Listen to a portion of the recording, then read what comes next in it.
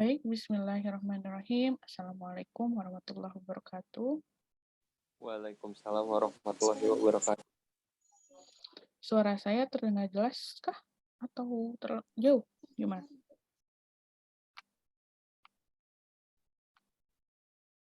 Baik, ini teman-teman baru 31. Nanti kalau 15 menit lagi belum pada masuk, tidak dihitung absen ya. Baik, pada kesempatan pagi ini, saya kebetulan diberikan jatah begitu bagian untuk menjelaskan terkait penilaian status gizi dan survei konsumsi pangan. Sebelumnya teman-teman apakah pernah mendengar istilah terkait tentang penilaian status gizi dan survei konsumsi pangan? Gimana? Pernah tidak?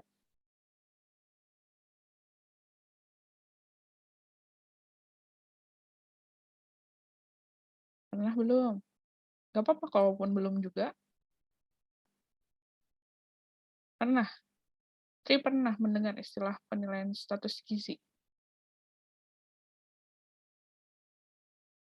Belum. Kalau survei konsumsi pangan juga belum? Belum pernah? Baik, tidak apa-apa. Oke, kalau kita bicara terkait tentang penilaian status gizi dan survei konsumsi pangan, artinya adalah ada proses menilai atau mengevaluasi. Lalu apa, Bu, yang dievaluasi? Itu kan pertanyaannya. Kalau penilaian status gizi, artinya yang dinilai apa?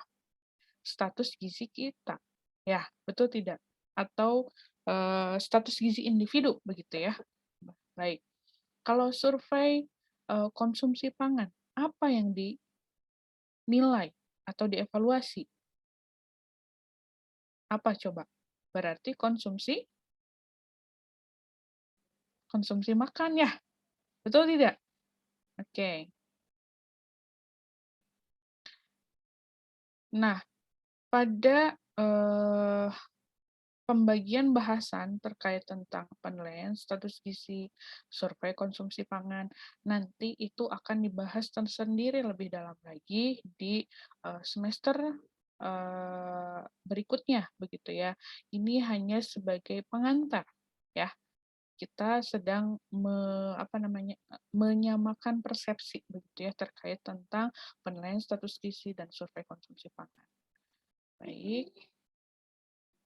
Ini yang akan kita bahas. Yang pertama adalah latar belakang penilaian status gizi, kemudian yang kedua adalah metode penilaian status gizi, dan yang ketiga adalah survei konsumsi pangan. Baik, kita akan mengetahui seperti apa sih kok dibutuhkan penilaian status gizi itu, begitu ya. Jadi ada latar belakangnya. Kalau misal dilihat dari batasan dan pengertiannya, peran penilaian status gizi itu adalah bertujuan untuk mengetahui ada tidaknya status gizi yang salah. Status gizi itu kita bisa tahu dari mana? Kita dapat tahu atau bisa dinilai dari hasil pengukuran beberapa parameter. Parameternya apa saja, Bu? Nanti ada, ya. Kemudian hasil pengukuran tersebut dibandingkan dengan standar atau rujukan. Rujukan di sini itu salah satunya adalah yang dikeluarkan oleh WHO, ya. Jadi nanti ketika misalkan teman-teman ceritanya kira-kira parameter, berikan contoh satu saja parameter yang bisa mengetahui status gizi itu apa? Zahra, tahu tidak apa? Kurang tahu, Bu. Kurang tahu, baik, tidak apa-apa. Salah satunya adalah tinggi badan. Ada contoh yang lain? Berat badan, Bu. Baik, terima kasih Arsila. Iya, berat badan. Usia juga.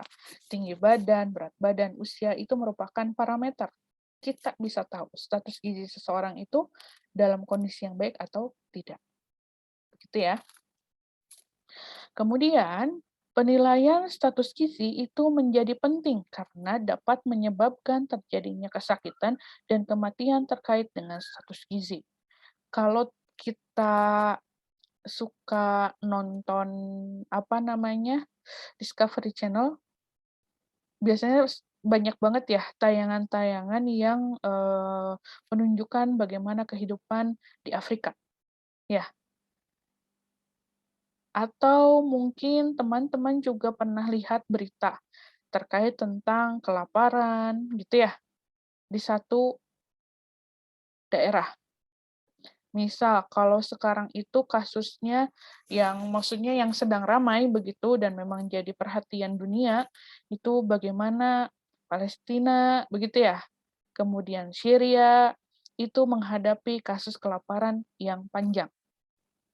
Lalu apa yang terjadi apabila ketika kelaparan yang panjang, kemiskinan yang parah gitu ya. Artinya sampai makanan pun tidak ada. Lalu apa yang terjadi dengan tubuh atau individu tersebut? Yaitu ketika dia tidak bisa mencukupi makanannya, maka kira-kira apakah akan berpengaruh terhadap status gizi individu tersebut? Berpengaruh. Berpengaruh ya, jelas berpengaruh. Makanya tadi ketika kita bisa menilai status gizi dia dalam kondisi yang baik, kondisi yang ideal, atau dalam kondisi yang buruk, itu kita bisa menilai juga apakah dapat menyebabkan kesakitan hingga kematian yang kaitannya dengan status gizi seseorang. Gitu. Oke, kita lanjutkan lagi. Ini ya, kenapa ada batasan dan pengertian? Karena ini kita supaya terfokuskan ya dalam membahas terkait tentang penilaian status gizi, survei konsumsi pangan. Artinya ada kita bilang definisi operasional. Jadi dari satu satu clue yang harus teman-teman pahami begitu ya. Contohnya dari yang pertama nih, zat gizi. Kenapa kita perlu tahu zat gizi? Iya, karena kita bisa tahu ya bagaimana makanan atau pangan yang sangat diperlukan oleh tubuh atau tubuh seseorang maksudnya untuk melakukan atau terjadinya metabolisme. Dimulai dari mana? Kan sudah belajar ya di awal. Ya, ketika makanan diproses, dicerna, bagaimana makanan itu diserap dalam usus halus, kemudian bagaimana hasil serapan zat gizi di dalam tubuh itu didistribusikan begitu ya ke seluruh tubuh untuk digunakan apa? Sebagai sumber energi. Saya bisa ngomong seperti ini, berarti kan saya punya energi, betul tidak? Teman-teman punya fokus yang baik ketika mendengarkan apa yang saya bahas, artinya teman-teman punya energi, betul tidak? Itu ya. Kemudian, kalau dalam fase tumbuh kembang, kira-kira yang individu yang sedang melakukan tumbuh kembang yang pesat itu usia berapa sampai usia berapa? Menurut teman-teman.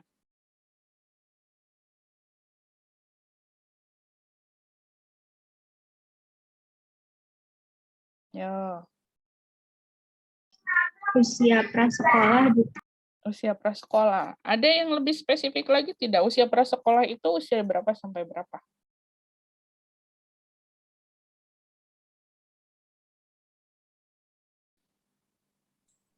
Sampai 5 tahun, Bu. Oke, betul. Tapi teman-teman jangan lupa, yang tumbuh kembang itu dari mulai saat seseorang dalam kandungan, individu itu di dalam kandungan, sampai usia yang kita sebut dengan 1000 hari pertama kehidupan. Itu 2 tahun pertama dalam kehidupan dia, ya, dalam individu itu. Kemudian bertambah lagi toddler, ya, sampai ke usia prasekolah. Itu ya. Kemudian apakah sampai situ saja pertumbuhan? Tidak ya. Anak-anak juga masih tumbuh dan berkembang. Sampai ke remaja ada batasan nih usianya. Berapa kalau remaja mau masuk ke dewasa itu mereka apakah masih tumbuh dan berkembang? Masih, Bu. Masih sampai usia berapa tuh? Sampai usia 18 tahun. 18 tahun. Iya, setelah itu ya pertumbuhannya mulai melambat, yang ada terjadi apa? Berkembang. Berkembangnya kemana? Ya, mungkin kalau misalkan aktivitasnya berkurang atau mungkin tidak banyak, akhirnya apa yang terjadi?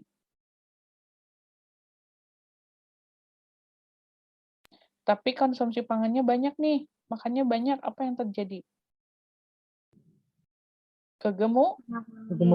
Kegemukan ya.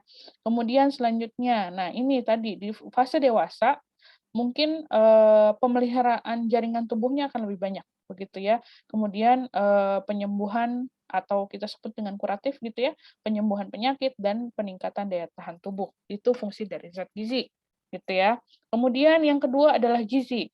Gizi merupakan keseimbangan antara zat gizi yang masuk ke dalam tubuh yang kita sebut dengan intake dari makanan dengan zat gizi yang dikeluarkan begitu ya, yang mana ini yang dibutuhkan dalam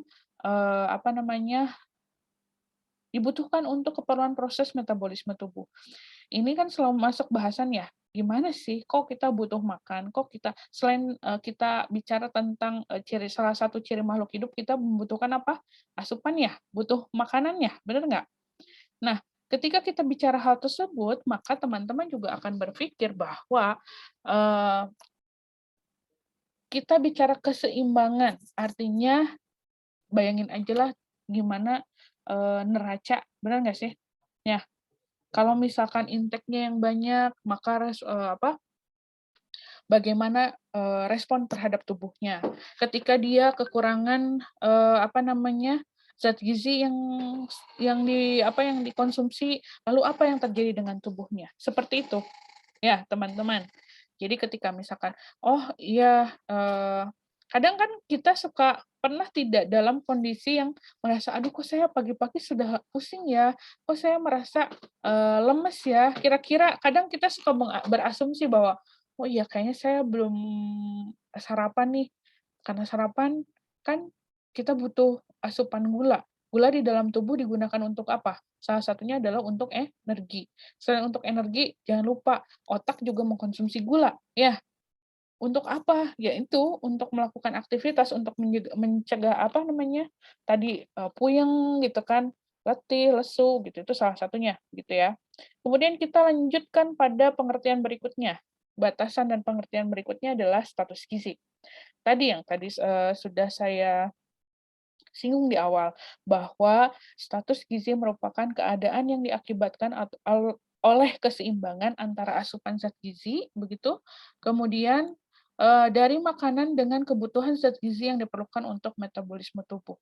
Setiap individu membutuhkan asupan zat gizi yang berbeda antar individu. Hal ini tergantung pada usia, jenis kelamin, dan aktivitas tubuh dalam sehari, termasuk berat badan dan parameter lainnya. Jadi tadi kalau misalkan teman-teman tadi kan ada disebutkan status gizi itu dipengaruhi oleh usia, begitu ya, jenis kelamin, aktivitas tubuh seseorang, dan berat badan, serta parameter lainnya. Kalau misal aktivitas tubuhnya dalam sehari itu sangat berat, kira-kira orang tersebut akan membutuhkan asupan zat gizi yang seperti apa? Apakah akan sama dengan seseorang yang memiliki aktivitas tubuhnya yang ya ringan aja gitu? Sama apa beda kira-kira? Beda, Bu. Beda ya, tentunya berbeda. Nah, itu adalah salah satu pengaruh begitu ya, asupan terhadap status gizi yang mana dipengaruhi oleh aktivitas tubuh seseorang. Bagaimana dengan jenis kelamin? Kira-kira yang makannya lebih banyak anak laki-laki atau perempuan sih biasanya? Laki-laki, Bu. Laki-laki ya, gitu. Kemudian termasuk juga usia. Kira-kira usia eh, berapa tuh yang lagi butuh-butuhnya makanan yang ngebantu buat tumbuh kembang? Tadi yang teman-teman sudah sebutkan ya. Jadi pada usia yang sedang butuh zat gizi yang lebih begitu ya untuk proses tumbuh kembang. eee, individu tersebut, begitu kan. Nah, kalau misalkan kita sudah yang masuk usia dewasa, lalu asupan itu untuk apa?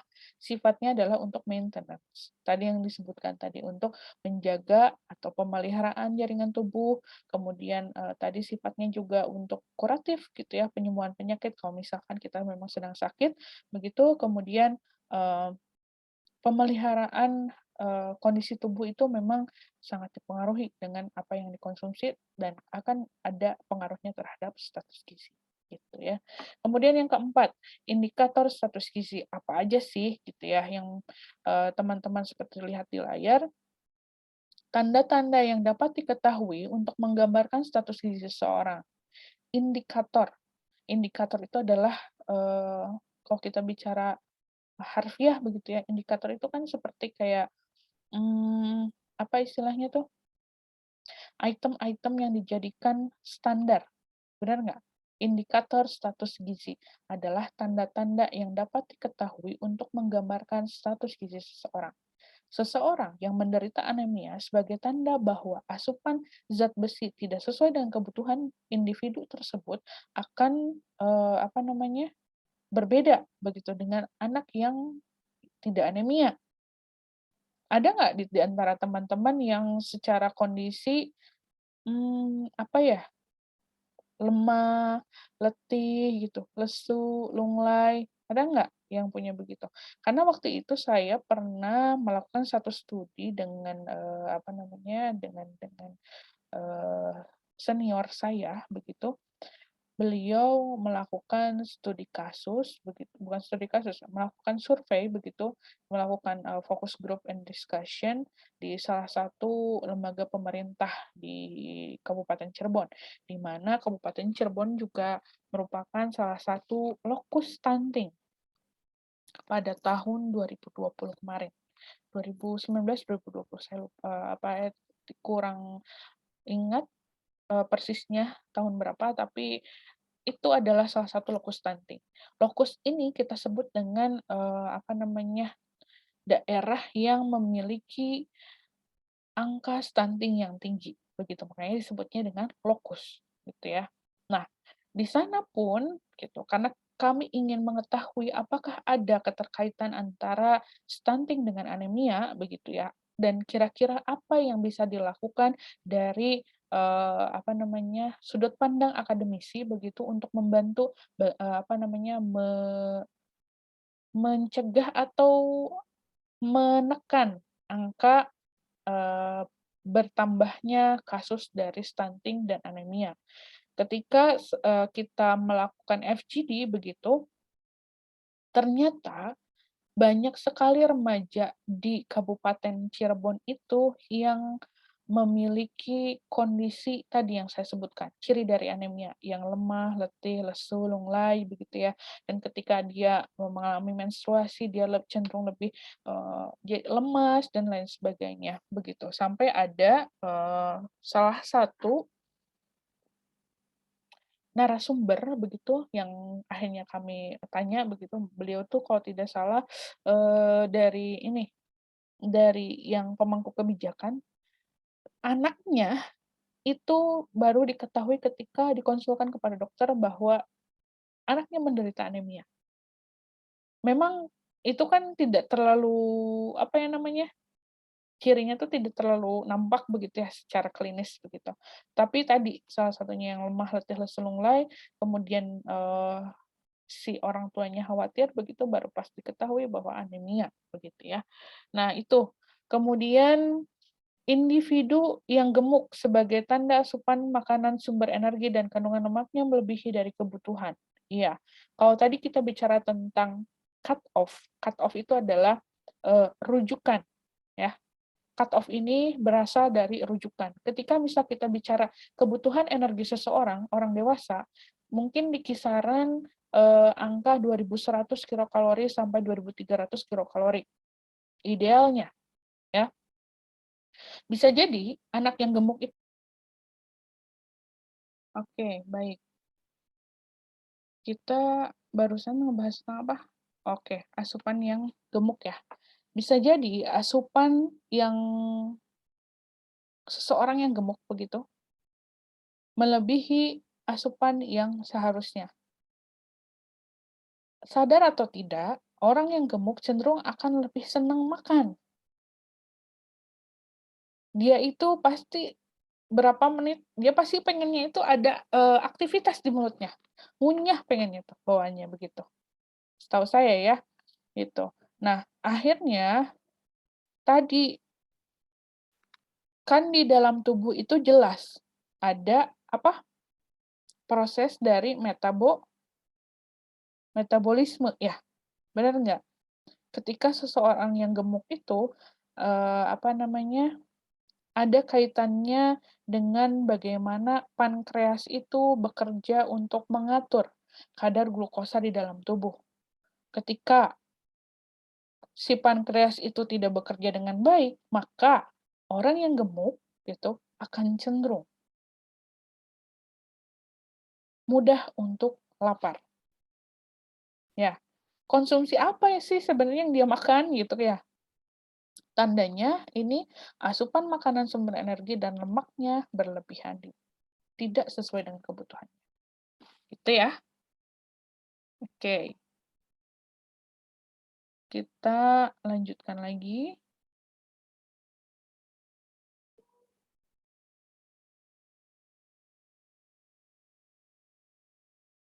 Ya.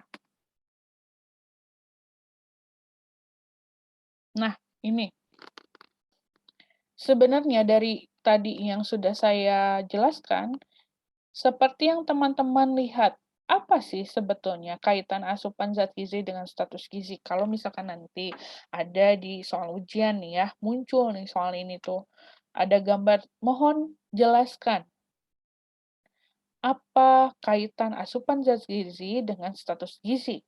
Kalau teman-teman melihat gambar ini, teman-teman akan bercerita seperti apa? Saya akan minta bantuan dari salah satu kalian. Siapa ya? Atau ada yang berkenan?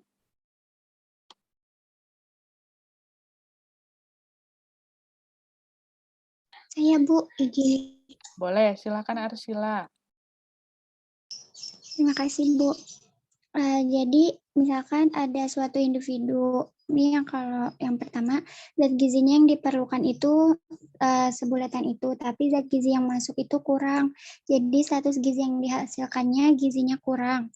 Terus yang kedua, zat gizi yang diperlukannya sebulatan itu, dan yang masuk juga sama. Nah, jadi status gizi yang dihasilkannya gizinya baik atau memenuhi.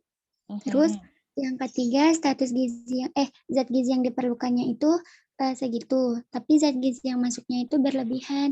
Jadi status gizi yang dihasilkannya gizinya berlebihan. Terima kasih, Oke, Bu. baik, terima kasih.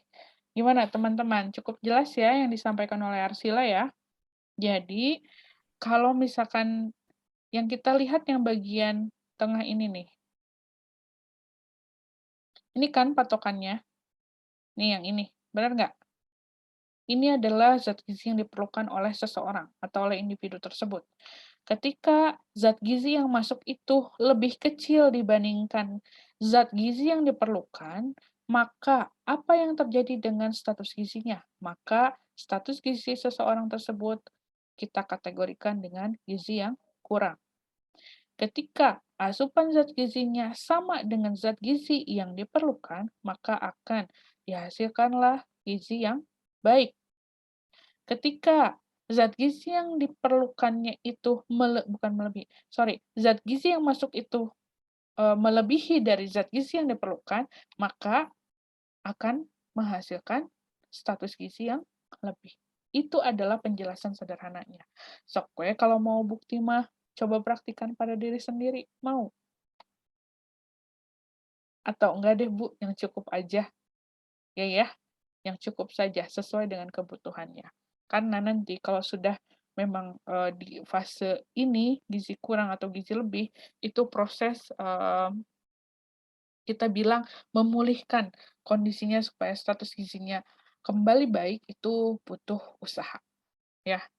Mungkin teman-teman di sini ada yang pernah menghitung, aduh berat badan saya kayaknya kelebihan deh. Ketika teman-teman tahu kelebihan, aduh susah juga ya nurun berat badannya. Itu kan ya. Itu kan butuh usaha.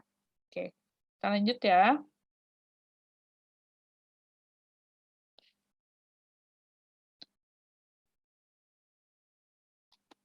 Oke, ini. Konsep timbulnya masalah gizi. Gangguan pemanfaatan zat gizi ini bisa kita kategorikan ada faktor primer dan faktor sekunder. Timbulnya masalah gizi ini kita bisa merujuk pada teori UNICEF dan teori segitiga penyebab masalah. Dampaknya itu ada akibat gizi kurang dan akibat gizi lebih. Seperti apa pembahasannya? Mari kita lihat. Ini dia teori UNICEF. Dasarnya adalah kalau teori UNICEF ini adalah mengkategorikan berdasarkan penyebabnya, langsung ataupun tidak langsung. Kalau kita bicara penyebab tidak langsung, artinya indikator atau penyebab yang tidak langsung ini tidak bisa langsung menyebabkan status gizi tersebut berubah secara drastis gitu ya. Tapi ada satu kondisi lagi yang harus dilewati sehingga bisa menyebabkan status gizinya menjadi kurang atau berlebih atau bisa pun menjadikan atau terjadinya kematian begitu ya. Seperti yang teman-teman lihat, kurangnya ketersediaan pangan tingkat rumah tangga menyebabkan kurangnya asupan gizi. Ketika keluarga tersebut asupan gizinya kurang, maka apa yang terjadi? Kita bicara tentang status gizi atau, penilaian secara individu, gitu ya. Lalu status gizinya akan seperti apa status gizinya? Baik atau buruk? Buruk? Buruk, Bu. Baik, buruk ya. Kemudian kalau misal sampai terjadinya kurangnya asupan gizinya itu sampai yang kronis, lalu apa yang terjadi? Bisa menyebabkan kematian, ya. Kemudian di sini, perilaku atau asuhan ibu dan anak yang kurang baik. Jadi kadang juga kasus-kasus seperti ini tuh masih terjadi begitu ya, masih terjadi di masyarakat kita tentang perilaku ibu, bagaimana dia pola asuhnya begitu ya. Atau mungkin kalau misalkan untuk ibu yang bekerja, kemudian karena tadi ada pengaruhnya dari kebutuhan ekonomi begitu ya, dititipkanlah anaknya ke orang tua ibunya, atau kita sebut dengan nenek dan kakeknya. Nenek dan kakeknya mikirnya, "Ya udah we asal segala dimakan," begitu ya? Bener nggak? Yang namanya anak segala dimakan tidak sesuai dengan usia, tumbuh dan berkembangnya. Apa yang terjadi? Ya tadi, bisa terkena penyakit. Kalau misalkan anaknya nggak mau makan, diantepkeun weh, dibiarkan saja begitu. Lalu apa yang terjadi? Kurangnya asupan zat gizi juga. Lalu apa yang terjadi lagi? Status gizinya juga akan buruk, gitu ya. Kemudian di sini, kurangnya pelayanan kesehatan dan lingkungan tidak sehat. Apa coba kira-kira kalau seperti ini? Kaitannya dengan siapa menurut teman-teman?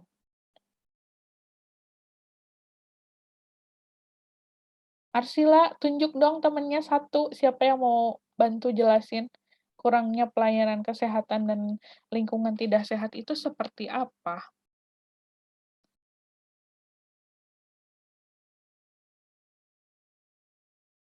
Siva boleh, Bu. Siva, boleh. Siva bantu. Ibu izin menjawab, mungkin dari lingkungan masyarakatnya Bu kurang menjaga kebersihan dan untuk pelayanan kesehatan dari pihak pemerintahnya yang kurang melihat keadaan masyarakatnya Bu. Seperti Oke. itu. Kalau tadi bicara tentang pelayanan, kira-kira siapa tuh yang harus melayani terkait hal-hal tersebut?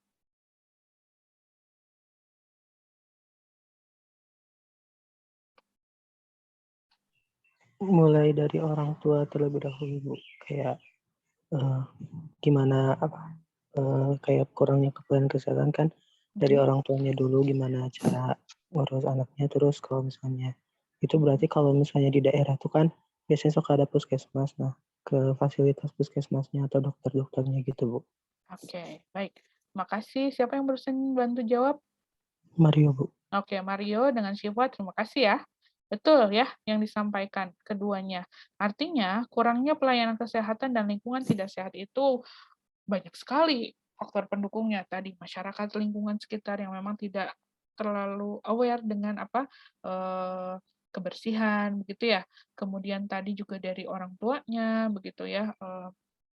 Kalau tadi kurangnya pelayanan kesehatan, iya biasanya kadang kita tidak bisa menutup mata ya, maksudnya dengan tenaga kesehatan yang kurang di daerah, kemudian atau di lingkungan tersebut, gitu, atau akses juga yang jauh, ya akses itu juga salah satu apa namanya faktor atau penyebab tidak langsung dari bagaimana seseorang atau individu tersebut akan sehat atau tidak. Maksudnya tadi tingkat kesehatannya gitu ya. Karena dengan tadi lingkungan yang tidak sehat, kurangnya pelayanan kesehatan, iyalah orang pasti akan gampang sakit. Mau nyembuhinnya aja jauh, susah gitu kan ya istilahnya ya. Gitu. Nah, tadi kita bicara terkait tentang penyebab tidak langsung. Bagaimana dengan penyebab langsungnya? Iya, penyebab langsungnya itu tadi ya, kurangnya asupan zat gizi dan penyakit. Keduanya saling berhubungan. Kalau teman-teman lihat di sini ada garis di tengah-tengah ini, kurangnya asupan gizi bisa menyebabkan penyakit. Itu kan dibilangnya, ketika seorang yang sakit, itu juga akan berpengaruh kepada asupan gizi seseorang dalam seharinya. Iya, orang yang sakit, mereka akan suka makan atau tidak? Tidak. Tidak, ya. Kenapa orang sakit tidak suka makan? Iya, seleranya hilang. Ketika mereka tidak mau makan, justru itu kan proses penyembuhannya akan lebih lama lagi. Ya, makanya tadi, status gizi dan kematian merupakan manifestasi. Kenapa disebut manifestasi? Iya, itu adalah ujung dari sebab-sebab atau ya apa namanya tadi penyebab yang secara tidak langsung maupun penyebab yang langsung. Paham sampai di sana? Paham ya? Oke, kita lanjutkan. Nah, ini teori segitiga penyebab apa nih? Masalah ya.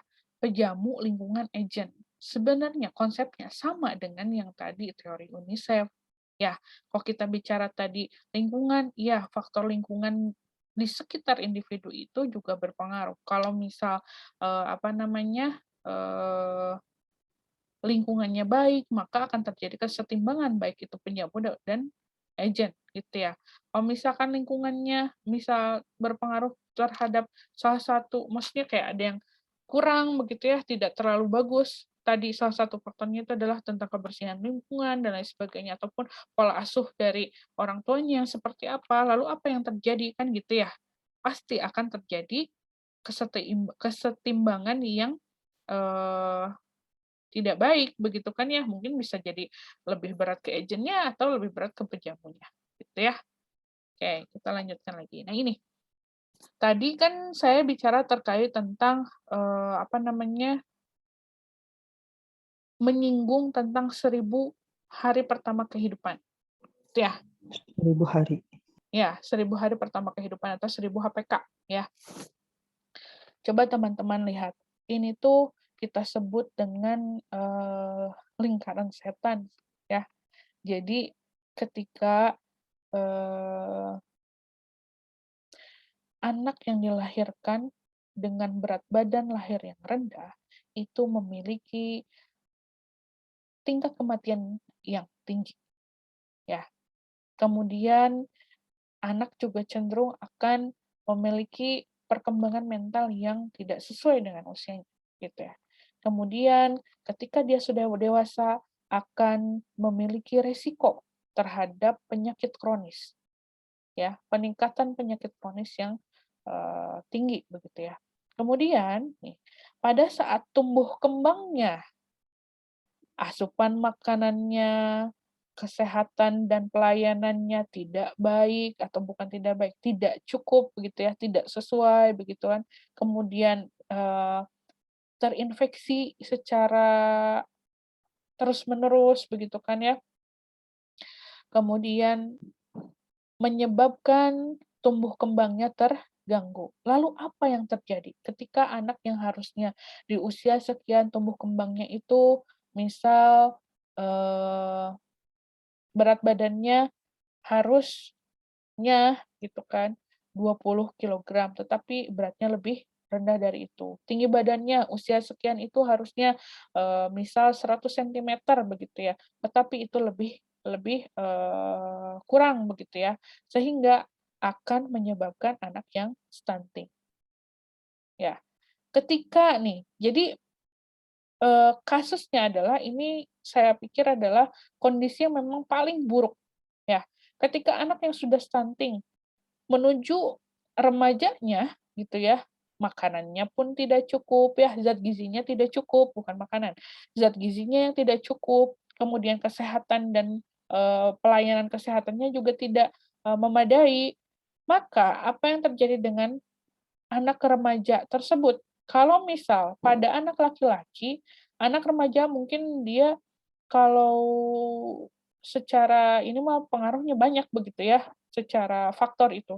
Kalau misalkan yang stunting-nya adalah ibunya, bayangkan lagi nih, pregnancy low weight gain, higher maternal mortality. Jadi kalau misalkan itu kasusnya ada pada remaja perempuan, dia ceritanya juga asupannya juga tidak cukup begitu kan, maka dia akan menderita apa namanya kehamilan yang ya penambahan berat badannya sudah juga sedikit begitu nggak banyak ya. Kemudian woman malnourished itu artinya gimana coba? Artinya kekurangan zat gizi. Ya, kalau misal teman-teman lihat ada garis putus-putus di sini, ya ketika dia melahirkan pun akan melahirkan bayi yang berat badannya lahir yang rendah. Kalaupun misalnya nanti sudah tua nih, dipengaruhi lagi oleh faktor apa namanya nih, kesehatan dan pelayanan kesehatan serta inadequate food, ya, maka ketika sudah sepuhnya atau lansianya pun dia akan kekurangan zat gizi. Bayangkan. Makanya kenapa disebut dengan lingkaran setan. Ada satu bagian saja tidak diperbaharui atau bukan tidak diperbaharui, tidak diperbaiki, maka kasusnya akan terus berulang. Gitu. Ya. Jadi ini adalah gambaran seperti apa sih masalah gizi dalam daur kehidupan. Gitu. Sampai di situ paham? Paham? Paham nggak? Insya Allah. Oke, baik ya. Kita lanjutkan lagi. Nah, ini masalah gizi juga. Jadi kalau misalkan kita apa namanya mengamati perkembangan kejadian gizi kurang begitu pada individu, perhatikan di sini. Ketika seseorang itu kekurangan zat gizi, ya, cadangan zat gizinya sudah habis dikonsumsi. Kemudian tadi faktor primernya adalah kekurangan makan, faktor sekundernya itu adalah faktor-faktor kondisi begitu ya dari lingkungan seperti yang tadi sudah teman-teman jelaskan begitu ya. Kemudian kekurangan zat gizinya ini sudah kronis, maka apa yang terjadi? Terjadinya ada depresi jaringan. Terjadi perubahan. Ketika memang jaringannya sudah berubah gitu kan, kayak kalau misalkan di pabrik mah atau si mesinnya ada yang rusak gitu ya, apakah apa istilahnya, apakah bekerjanya akan tetap optimal? Tentunya tidak ya. Ketika perubahan-perubahan ekstrim ini terjadi, maka akan mempengaruhi secara fungsi. Perubahan fungsional. Perubahan fungsional ini, ya, fungsi dari mana? Dari jaringan, yang seharusnya mungkin jaringannya bisa optimal. Di dalam jaringan kan teman-teman juga masih ingat ya, di biologi, di dalam jaringan itu terbentuk dari apa? Dari sel-sel yang serupa ya. Sel-sel tersebut bekerja sama untuk berkumpul begitu untuk melakukan kerja yang sama begitu membentuk jaringan. Ketika tadi perubahan itu terjadi, secara fungsi terjadi, maka secara anatomi pun akan berubah, gitu kan ya.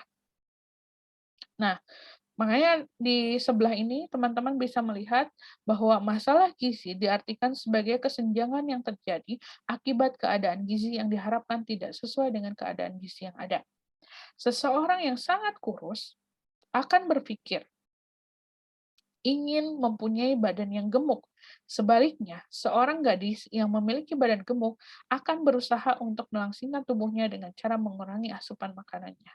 Seseorang yang mempunyai berat badan ideal akan menunjukkan penampilan menarik dan tidak mudah sakit. Di sini ada tidak teman-teman? Saya ingin nanya, teman-teman yang sengaja mengurangi makan karena aduh saya sudah kegemukan. Ada tidak? Atau ada Mario, saya? Bu. Kenapa? Mario? Iya, Bu. Oh, Mario, oke. Ada lagi teman-teman yang lain? Zahra, Bu. Zahra juga. Emang sampai kelebihan merasa berat badannya berlebih kah? Iya, Bu. Iya. Iya, oke. Baik. Nah, teman-teman juga harus memperhatikan, jangan sampai yang terlalu ekstrim. Nih, kasusnya yang lebih lucu lagi aja adalah di antara remaja-remaja anemia, gitu ya, mereka betul-betul men-skip, meninggalkan sarapan hanya untuk tadi apa ceritanya ingin terlihat berat badannya ideal. Padahal dia sedang berinvestasi terhadap kesehatan dia di masa yang akan datang. Teman-teman kan sudah tahu, pernah dibahas juga kalau tidak salah. Kalau asupan di pagi hari atau kita kenal dengan sarapan itu akan menyumbang 25% energi harian yang dibutuhkan. Jadi kebayang kalau kalian nggak sarapan, ya pengaruhnya apakah akan banyak terhadap yang lain? Iya, itu akan merubah perilaku. Kan kadang orang yang skip sarapan, kayak orang yang, aduh aku belum sarapan ya, panik gitu ya. Aduh saya belum sarapan nih, gimana ya? Ketika makan siang, apa yang terjadi? Dia akan makan secara berlebihan. Menurut teman-teman, kira-kira dia bakal kurus nggak kalau kayak gitu? Enggak, Enggak. ya. Betul nggak? Tidak akan terjadi yang namanya tadi yang diharapkan gitu, berat badan ideal itu tidak akan terjadi. Yang ada malah tadi karena dia di dalam satu waktu mengkonsumsi zat gizi yang berlebihan gitu kan, ya berantakan lah. Makanya kenapa dianjurkan untuk punya jadwal makan yang tertib. Itu sebetulnya untuk ngebantu badan kita itu bekerja secara optimal. Bayangin sama kalian, kalau pagi-pagi kita sarapan, ya pagi-pagi kita sarapan, makan yang betul gitu kan ya, dengan zat gizi yang bergizi, dengan pangan yang bergizi dan lain sebagainya. Kemudian kalian juga ketemu dengan waktu selingan, kalian ngemil tapi dalam jumlah yang cukup, nggak berlebihan gitu ya. Kadang kan kalau misalkan makan ciki kayak makannya makannya sedikit, tapi kalau kita lihat nutrition fact-nya, ya di label pangannya itu sebenarnya kandungannya kan banyak banget ya kalorinya, benar nggak?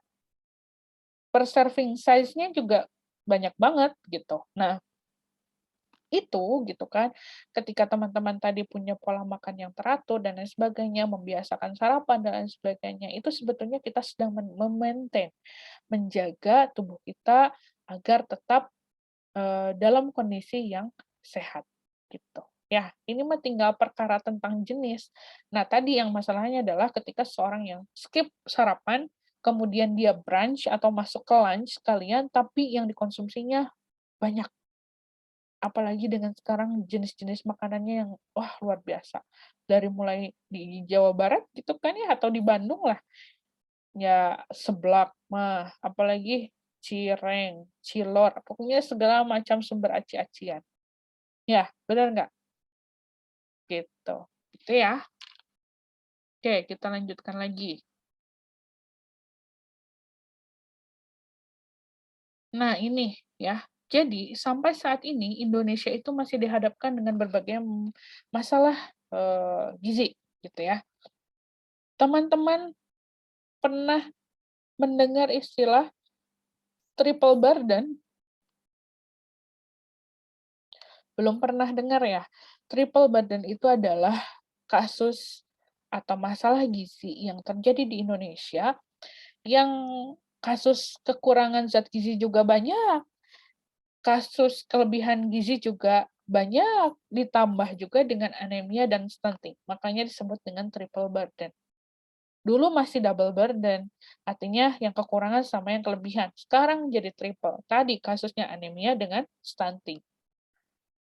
Kok separah itu? Iyalah, ya kalau misalkan teman-teman baca report dari Kementerian Kesehatan gitu ya, penilaian status gizi di Indonesia, kemudian itu bisa lihat data-data sebaran kasus atau prevalensi dari yang kekurangan energi protein, yang anemia gizi, kemudian sampai yang kasus GAKI gitu ya, yang kekurangan iodium, kemudian yang obesitas dan lain sebagainya itu disajikan dalam report tersebut.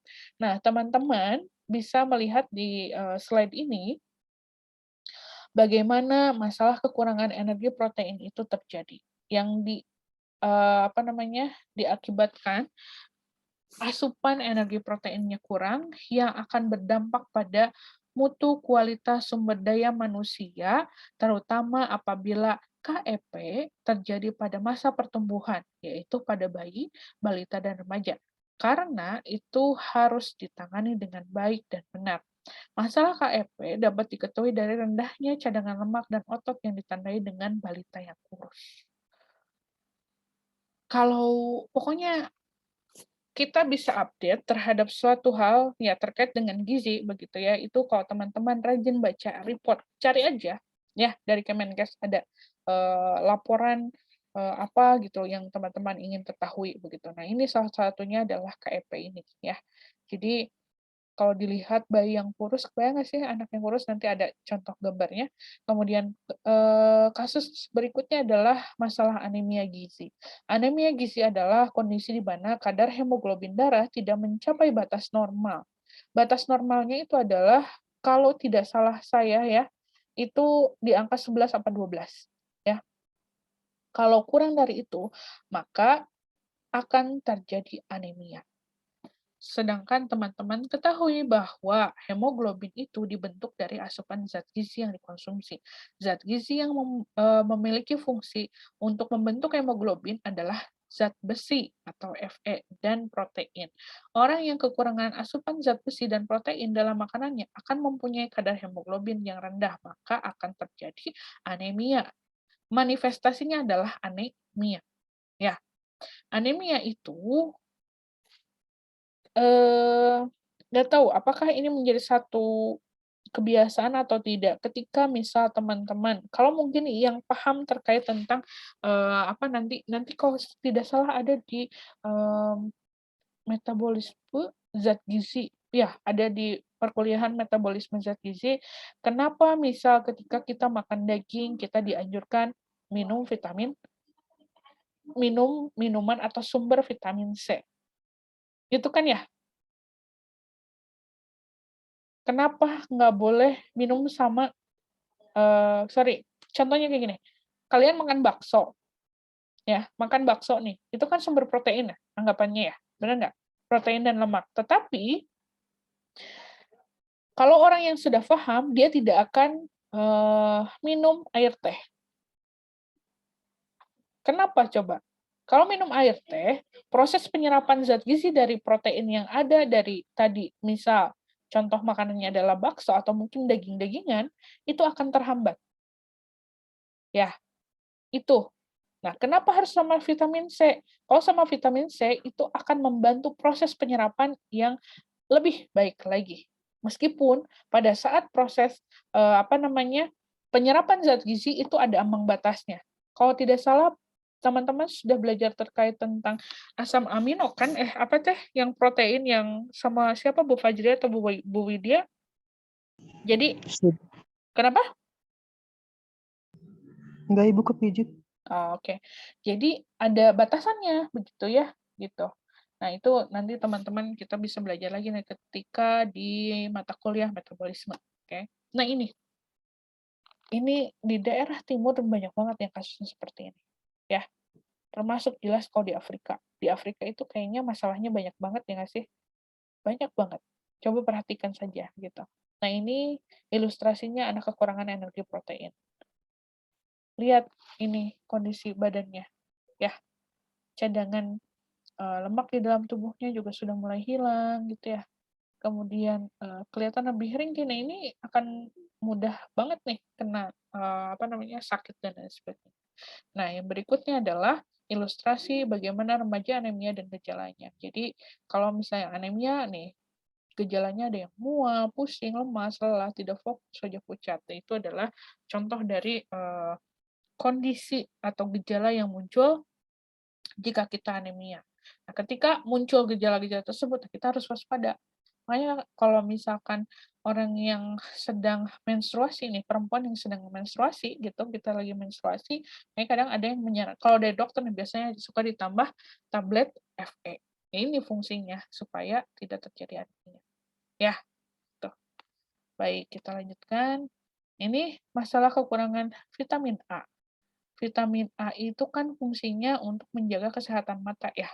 Di samping juga fungsinya sebagai mengoptimalkan perkembangan janin, meningkatkan kekebalan tubuh dan sebagai antioksidan juga.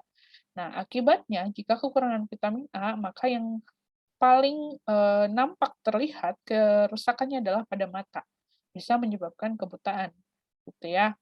Kemudian kayak deteksi dininya adalah ketika defisiensi vitamin A yang muncul adalah rabun senja.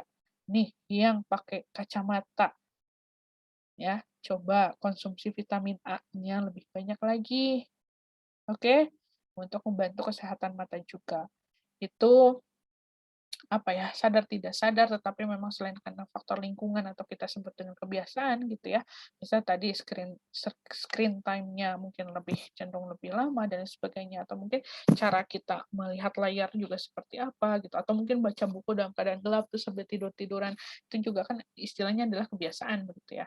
Nah, salah satu cara untuk bisa membantu mengurangi resiko defisiensi vitamin A adalah dengan mengkonsumsi sumber pangan vitamin A. Contohnya nih, apa? Orang kan atau kita taunya adalah wortel.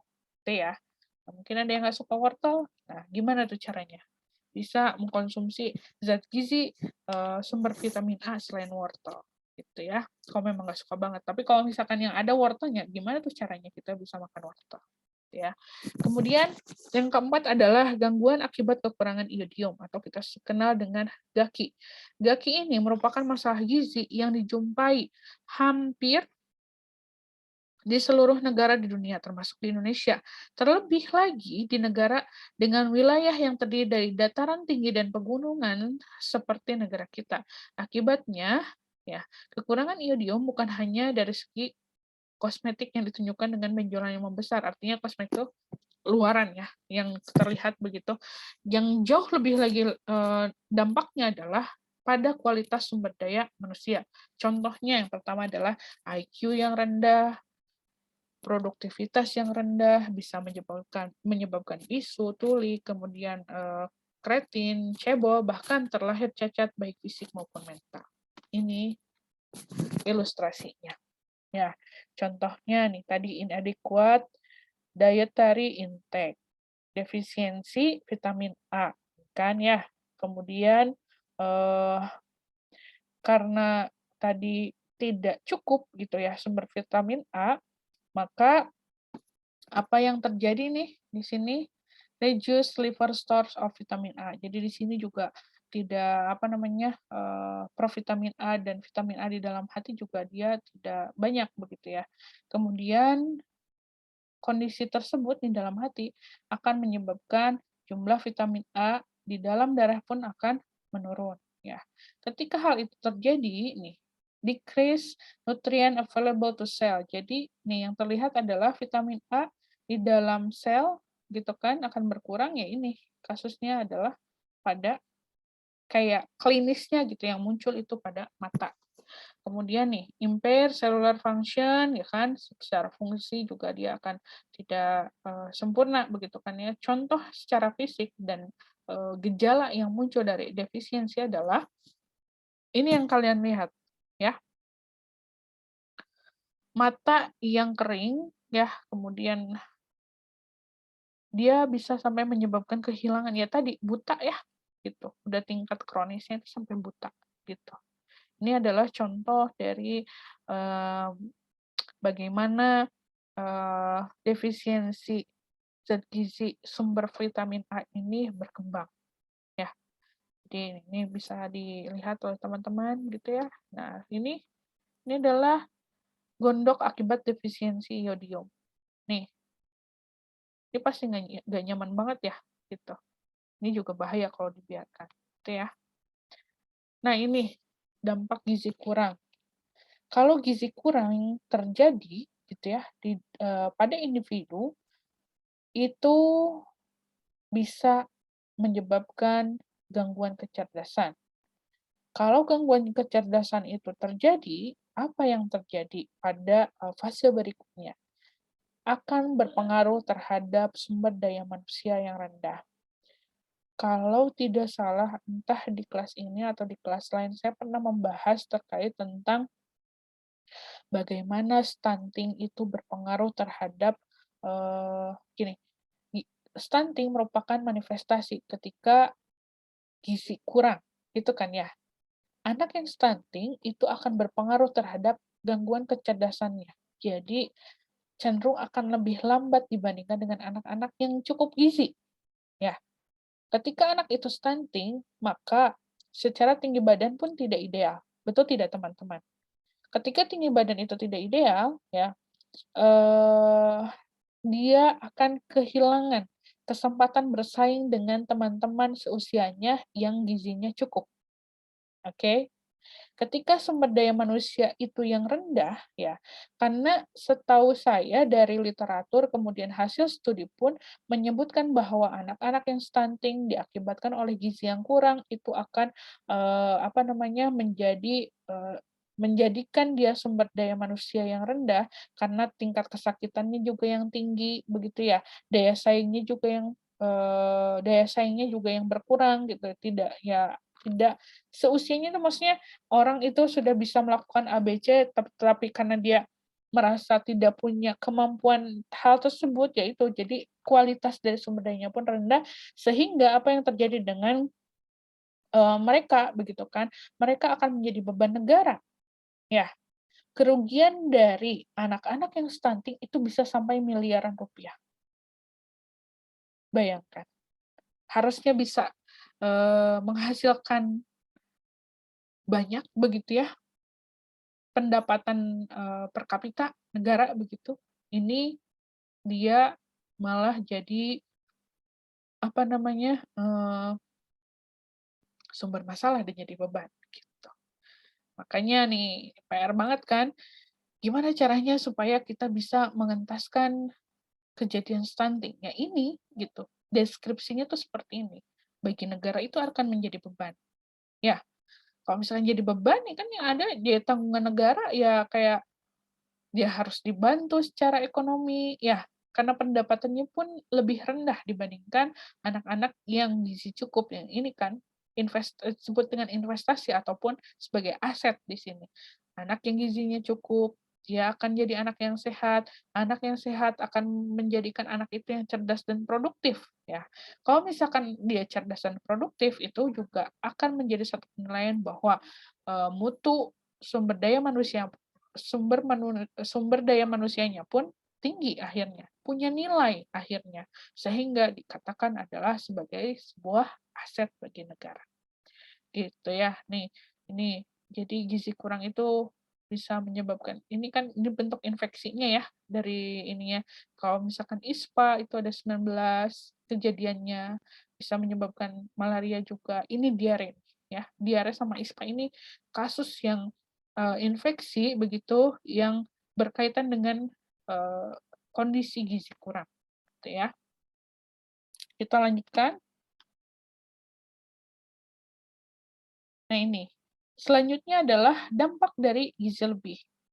Asupan gizi lebih dapat menyebabkan kegemukan dan obesitas. Kegemukan merupakan salah satu faktor resiko yang terjadi berbagai penyakit degeneratif. Kegemukan dan obesitas. Iya ya, teman-teman.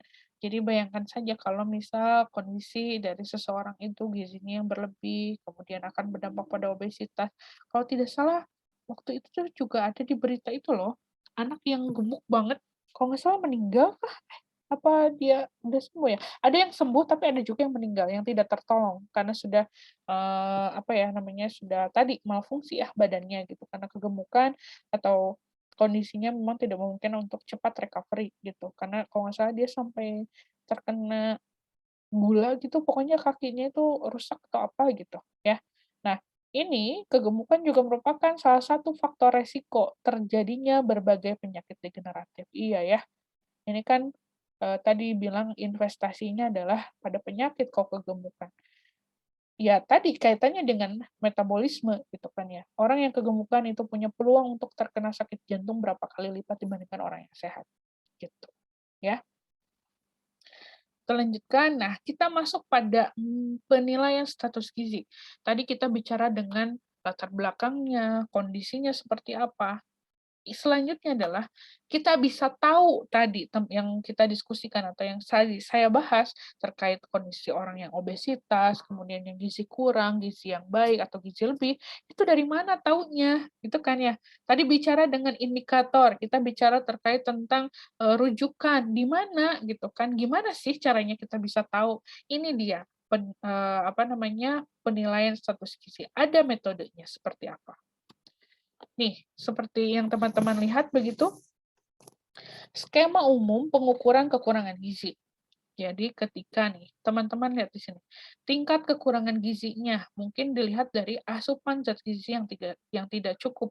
Maka metode penilaian yang digunakan adalah survei konsumsi pangan. Ya, penurunan persediaan gizi dalam jaringan. Maka yang harus dilihat adalah melalui biokimia. Jadi nanti pada saat kita membahas terkait tentang penilaian status gizi pada tingkat individu, ada yang kita bisa mengecek dari antropometrinya, biokimianya, termasuk dengan yang klinis. Jadi ada 3 ya untuk penilaian status di tingkat penilaian status gizi di tingkat individu. Itu ya. Nah, kemudian berikutnya nih, penurunan fungsi jaringan ya. Tadi kalau misalkan dia mengalami penurunan berat badan, jaringannya juga secara fungsi berubah begitu ya, maka yang harus dilihat adalah dari antropometrinya ataupun yang dari biokimianya. Sama ya, berkurangnya aktivitas enzim dan pengaruh zat gizi, terutama protein, ini yang bisa kita amati dari biokimia atau teknik molekulernya. Kemudian perubahan fungsi, kita bisa ngecek dari kebiasaan atau fisiologinya seperti apa. Tanda klinis kita bisa lihat dengan tanda klinisnya. Tanda-tanda anatomi kita juga bisa lihat dari klinisnya. Ini buku rujukan ya, buku rujukan terkait tentang penilaian status gizi atau nutritional status itu dari Gibson ya, 2005 ya. Nah, teman-teman, ini ada sebenarnya ini adalah rangkuman atau inti dari materi dalam penilaian status gizi dan konsep dari survei konsumsi pangan. Karena kita ingin melihat kan, kenapa sih bisa kekurangan, kenapa sih bisa kelebihan. Nah ini tingkat kekurangan gizi ini adalah indikatornya, lalu ini di sampingnya adalah metode yang digunakannya seperti apa. Gitu ya, kita next lagi. Nah ini, kalau dilihat dari kita bisa melihat faktor atau tadi kita bilang penyebab langsung dan tidak langsung, maka secara penilaian pengukuran pun ada yang dilakukan secara langsung dan pengukuran yang tidak langsung. Kalau secara langsung ada 3 ya, ada antropometri, laboratorium itu kita bisa melihat biokimianya, kemudian kalau klinis itu adalah tanda-tanda yang dihasilkan dari tadi manifestasi kekurangan zat gizi atau kelebihan zat gizi. Ya. Kemudian pengukuran tidak langsung seperti yang teman-teman lihat di layar, yaitu adalah survei konsumsi pangan dan di tingkat ekologi. Jadi kalau kita bilang mah yang ke sebelah sana tuh antropometri, laboratorium klinis itu adalah individu, survei konsumsi pangan dan ekologi itu, kalau survei konsumsi pangan itu bisa tingkat individu sampai ke tingkat masyarakat begitu ya. Kalau ekologi itu sudah cakupannya adalah wilayah gitu. Nanti kita bisa tahu wilayah tersebut apakah memiliki cadangan makanan yang cukup kah atau tidak untuk wilayah atau masyarakat di wilayah tertentu gitu ya. Nah, ini metode yang kita akan ngebahas yang pertama dulu ya, metode antropometri. Antropometri itu berasal dari kata antropo yang berarti manusia dan metri adalah ukuran. Jadi kita ceritanya mengukur manusia kan gitu ya. Apa sih yang diukur? Yang pertama adalah fisik atau bagian tubuh manusia. Jadi, antropometri adalah pengukuran tubuh atau bagian tubuh manusia. Dalam proses menilai status gizi dengan metode antropometri merupakan atau menjadikan ukuran tubuh manusia itu sebagai metode untuk menentukan status gizi. Tadi yang saya tanya, parameternya apa sih dalam penilaian status gizi? Tadi kan teman-teman jawab ada berat badan, ada tinggi badan, ada usia. Iya, itu adalah bagian dari proses pengukuran antropometrik. Berat badan, tinggi badan, lingkar lengan, gitu ya, kemudian lingkar kepala pada bayi, dan lain sebagainya. Konsep dasar yang harus dipahami dalam menggunakan antropometri adalah mengukur status gizi merupakan konsep dasar pertumbuhan. Ya, jadi ini. Jadi clue-nya di sini ya. Konsep dasar yang harus dipahami menggunakan antropometri itu untuk mengukur status gizi dalam konsep dasar pertumbuhan. Kita lanjutkan, kita lihat di sini. Nah ini, kelebihan antropometri dalam menilai status gizi dan kekurangannya seperti apa. Teman-teman bisa baca ya. Ini yang kelebihannya seperti apa, yang jelas kalau pengukuran antropometri itu bisa dilakukan dalam jumlah besar, artinya secara massal. Ya, secara biaya juga dia lebih murah karena kita menggunakan satu alat yang bisa digunakan untuk semua orang, gitu ya. Kemudian nih, alat ukurnya juga mudah dibawa gitu. Secara harga juga dia terjangkau. Kemudian dan sifatnya tahan lama untuk digunakan sebagai tools atau alat untuk mengukur. Ya, ukuran antropometri itu hasilnya tepat dan akurat, tapi dengan satu syarat. Syaratnya adalah kita punya teknik dengan cara yang sesuai dengan yang dianjurkan. Contohnya, misal nih, sebelum kita lihat ke slide berikutnya, kalau mengukur tinggi badan, menurut teman-teman, posisi kita itu harus seperti apa? Apakah lebih rendah, ataukah lebih tinggi, ataukah sejajar? Menurut teman-teman bagaimana? Kalau kita sedang mengukur tinggi badan seseorang, dari kita sebagai seorang yang mengukur atau seorang sebagai observatornya itu, menurut teman-teman harus seperti apa? Posisi kitanya, bukan posisi orang yang diukurnya. Bolehkah lebih rendah dari yang diukurnya, atau lebih tinggi, atau seharusnya sejajar? Gimana coba? Mungkin lebih tinggi, Bu. Boleh? Raisen, Ibu nggak bisa lihat siapa yang jawab?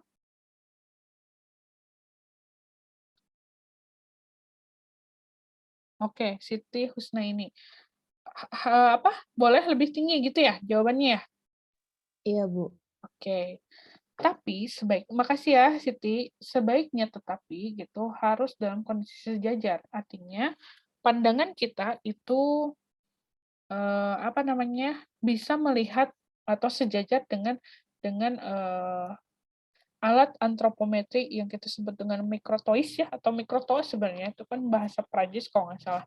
Jadi dalam kondisi sejajar gitu, sebaiknya memang sejajar ya, tapi karena untuk sejajar itu kan agak susah gitu kan, kita kadang kalau misalkan alat ukurnya yang memang masih konvensional gitu kan, kita yang harus naik ke atas meja, bangku, kita kan posisinya lebih tinggi.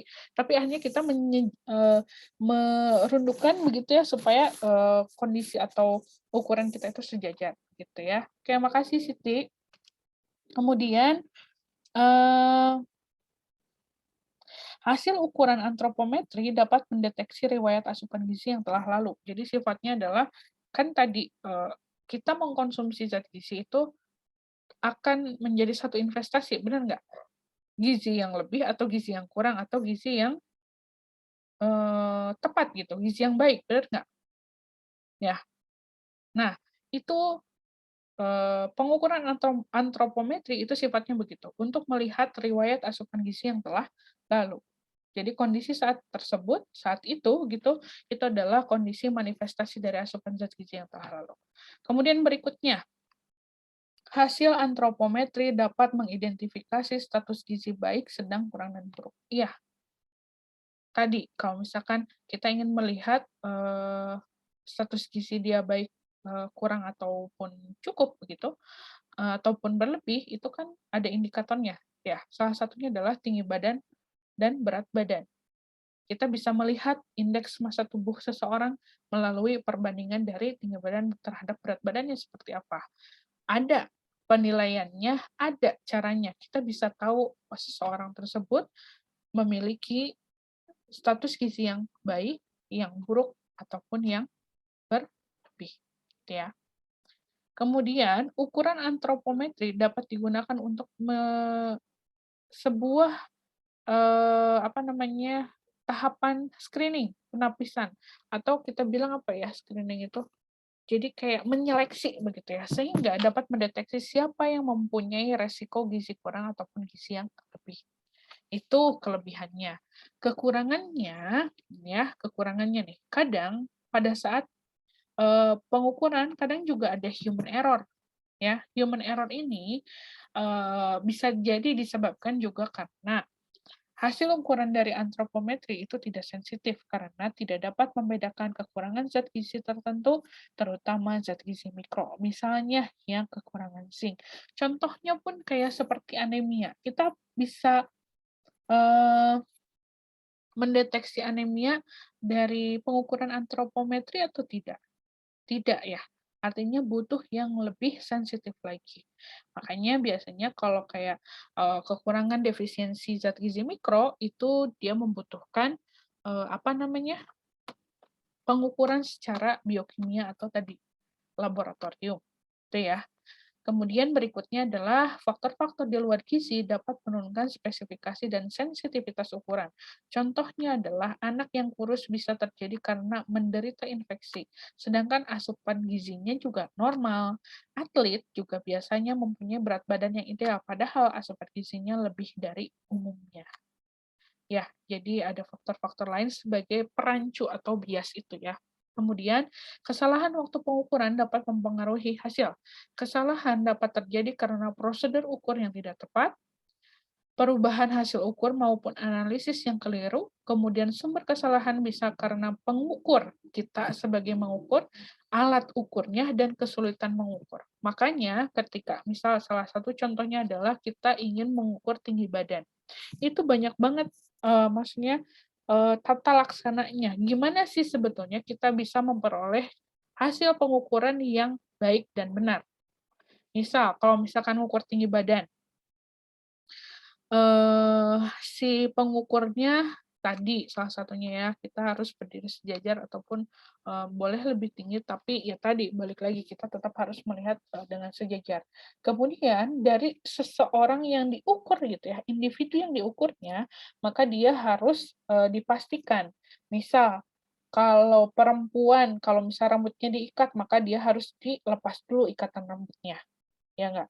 Kemudian secara badan juga harus tegap, ya, punggung juga harus nempel, bagian kepala belakang harus nempel, betis juga harus nempel, bagian pantat juga harus nempel. Kemudian bagian ujung kaki itu apa ya? Sini, kalau bagian belakangnya itu juga harus nempel. Gimana caranya? Ya? Gimana tadi ada yang Oke, gitu ya teman-teman. Termasuk juga kayak berat badan tuh.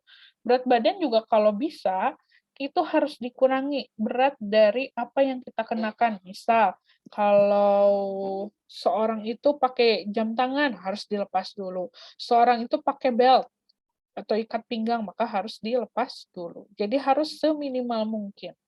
Terus bagaimana tuh posisi dari orang yang ditimbang? Apakah boleh menunduk begini? Tidak, ya. Harus pandangannya harus ke depan, artinya dia tidak bergerak dan sebagainya. Itu adalah cara mengukur yang tepat itu harus seperti apa gitu. Selain juga kadang alat ukur juga suka error ya. Alat ukurnya juga suka error gitu. Nah, itu juga makanya biasanya ketika kita ingin mengukur berat badan, tinggi badan, itu kita harus cek dulu atau apapun semuanya harus cek dulu.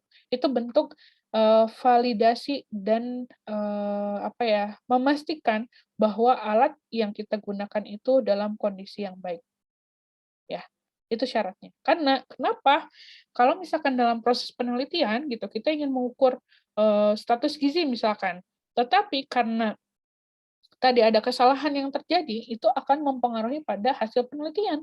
Ketika hasil penelitiannya tidak akurat begitu, ya justru dampaknya kalau misal ini adalah ingin memberikan atau menyusun satu kebijakan, maka pengaruhnya juga akan apa namanya terhadap terhadap pemerintah. Kalau misalkan ini ceritanya kita sedang melakukan penelitian yang sifatnya untuk tadi apa namanya kebijakan atau apa ya istilahnya kebijakan atau rencana kerja dari pemerintah di masa yang akan datang. Kalau kita menyajikan datanya yang keliru, lalu apa yang terjadi, Bu? Yaitu kita akan salah memberikan masukan.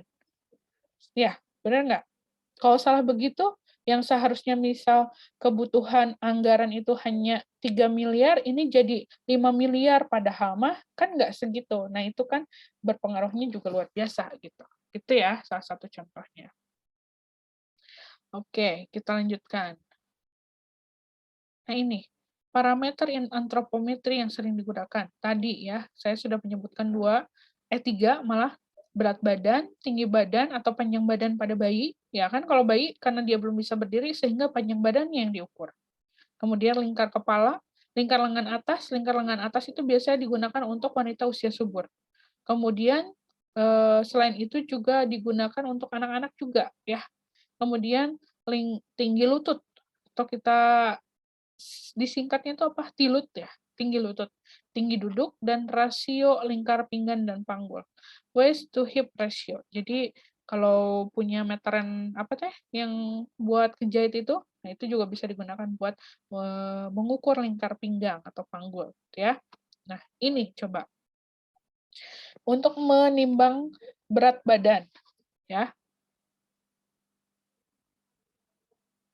Untuk menimbang berat badan ini, seperti yang teman-teman lihat di samping ini ya. Mau bersin tapi nggak jadi. Menimbang berat badan balita dengan dacin. Ini ya, kadang anak-anak tuh, kalau teman-teman mungkin pernah melihat proses posyandu begitu, teman-teman kadang suka ngeliat nggak sih anak-anak yang jerit-jerit nggak mau dimasukin ke sini? Ya, nggak mau karena takut pada hama ya nggak kenapa-kenapa kan gitu. Nah ini salah satu metode yang masih konvensional. Sekarang sudah lebih canggih kalau teman-teman mungkin bisa lihat ada cuman apa si bayinya cuma diletakin aja itu kan sudah maju gitu secara secara secara peralatan gitu ya tools untuk mengukur berat badan itu. Kalau yang dacin itu ya kayak nimbang beras gitu diukur diseimbangin gimana caranya sampai ke titik seimbang begitu kan kita baru bisa menerjemahkan berapa berat badan dari individu yang atau balita yang ditimbang begitu ya. Nah, ini gambar di sampingnya adalah panjang badan atau tinggi badan. Jadi ini anaknya ditidurin, lihat posisinya. Lihat di sini. Yang teman-teman perhatikan adalah orang-orang yang menggunakan seragam. Itu adalah kita, ya. Kita sebagai pengukur, ya, yang mengukur indikator tadi ya, panjang badan seperti apa, berat badannya seperti apa. Perhatikan coba, kakinya harus dia jadi membutuhkan dua petugas begitu ya untuk mendapatkan hasil yang akurat. Dan biasanya kalau memang anteng nih si individu atau si orang yang yang diukurnya, biasanya kan kalau anak bayi mungkin hanya satu kali gitu, karena ya pasti sambil nangis gitu kan ya. Tapi kalau misalkan memang usianya sudah lebih apa namanya? Sudah lebih bisa diajak kompromi begitu. Nah, dia biasanya kita melakukan pengukuran sampai 2 kali. Kalau misalkan ada selisih, nah itu biasanya dikurangi. Nah, itu angka terakhir yang akan kita gunakan sebagai hasil akhir dari pengukuran. Gitu, ya. Nah, ini kalau di atas kan timbangan digital ya, sekarang udah lebih canggih lagi, nggak akan pakai Dacin. Biasanya tuh gitu ya, ini. Kalau nggak juga ada tuh yang timbangan biasa juga, tapi kan akurasinya juga kadang suka tidak sesuai begitu ya. Kemudian ini ada microtoys atau microtoy ya.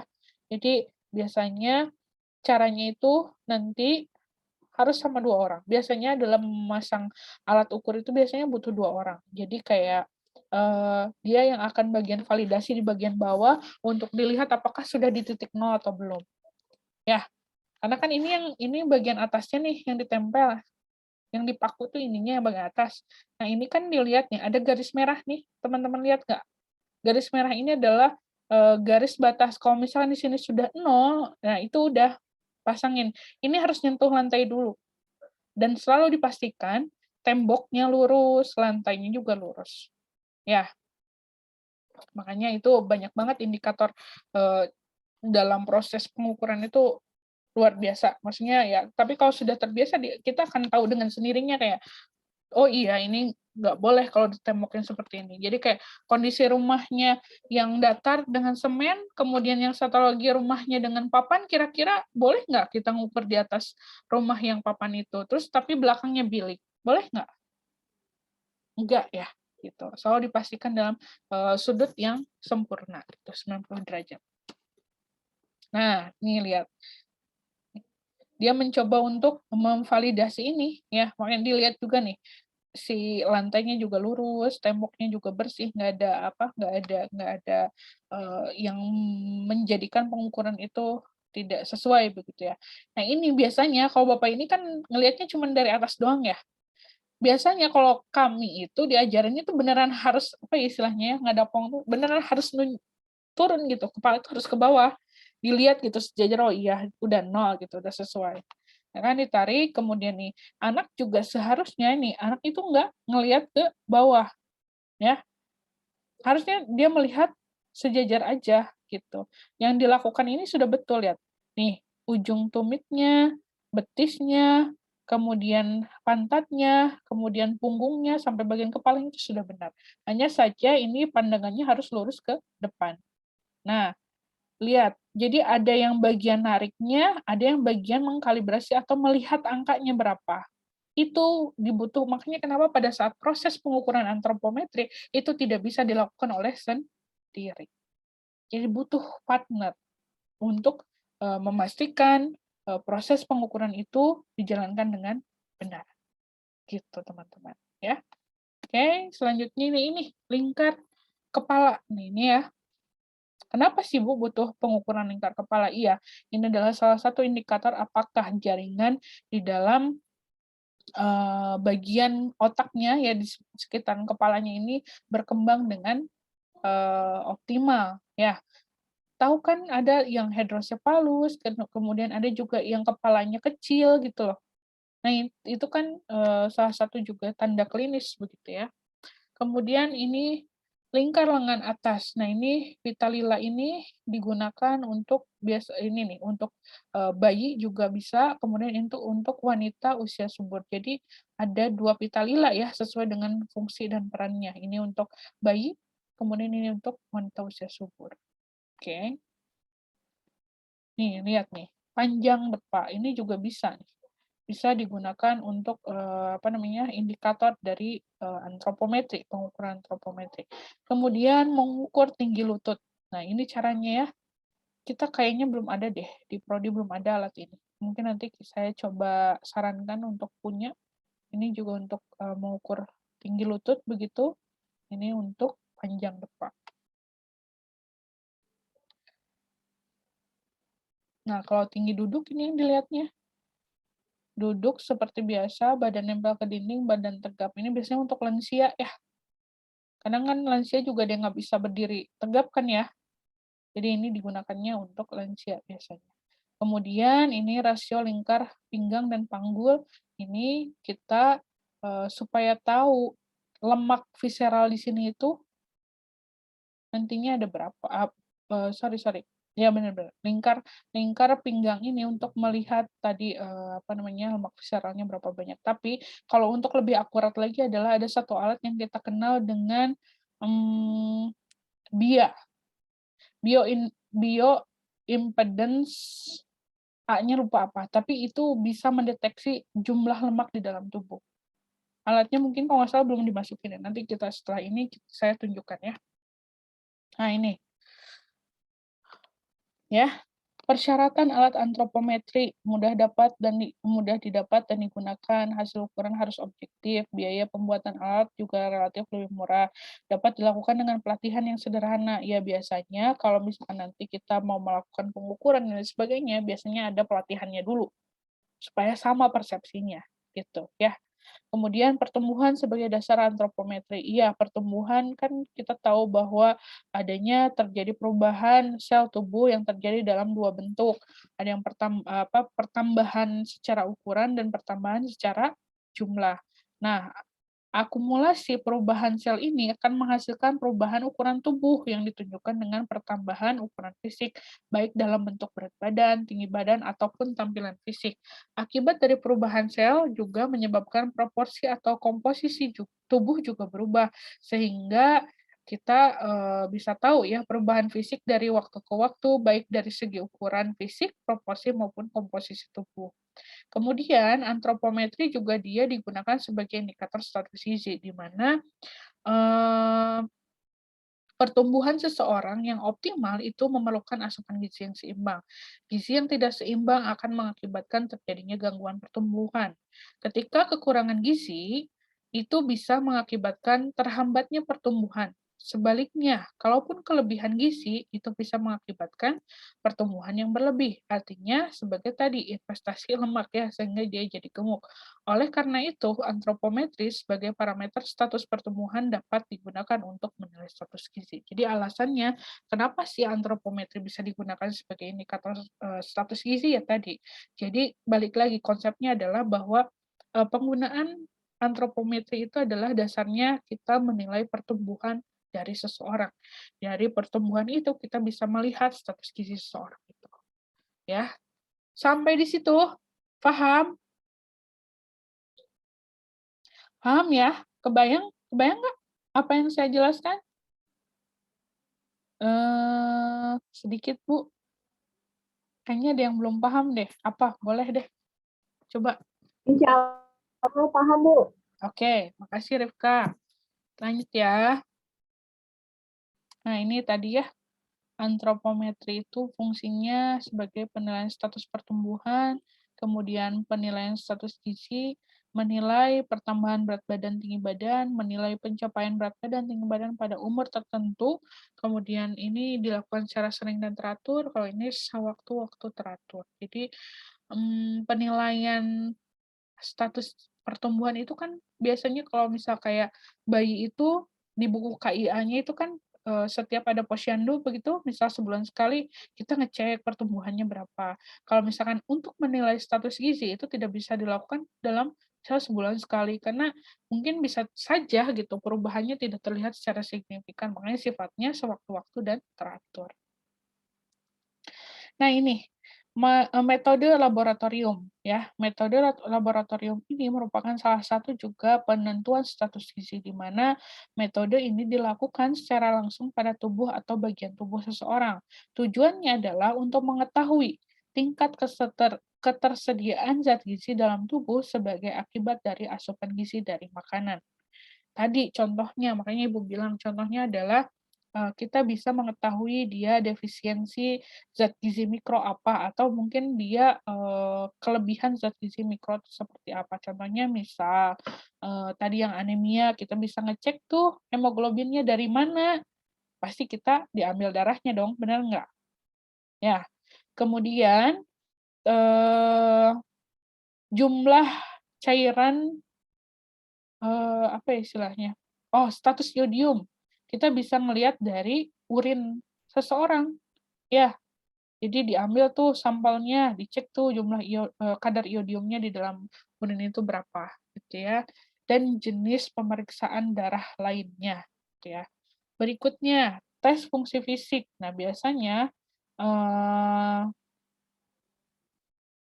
tes fungsi fisik itu kalau misalkan dalam tes kesehatan kadang kita suka ditunjukin itu loh, buku yang kayak buletan gitu, tapi di dalamnya itu sebenarnya kayak ada tulisan angka berapa, misal angka 2, angka 15 dan sebagainya, itu untuk melihat tes fisik kita, apakah kita buta senja atau tidak. Itu sebagai gambaran bahwa kita kekurangan vitamin A atau kekurangan zinc.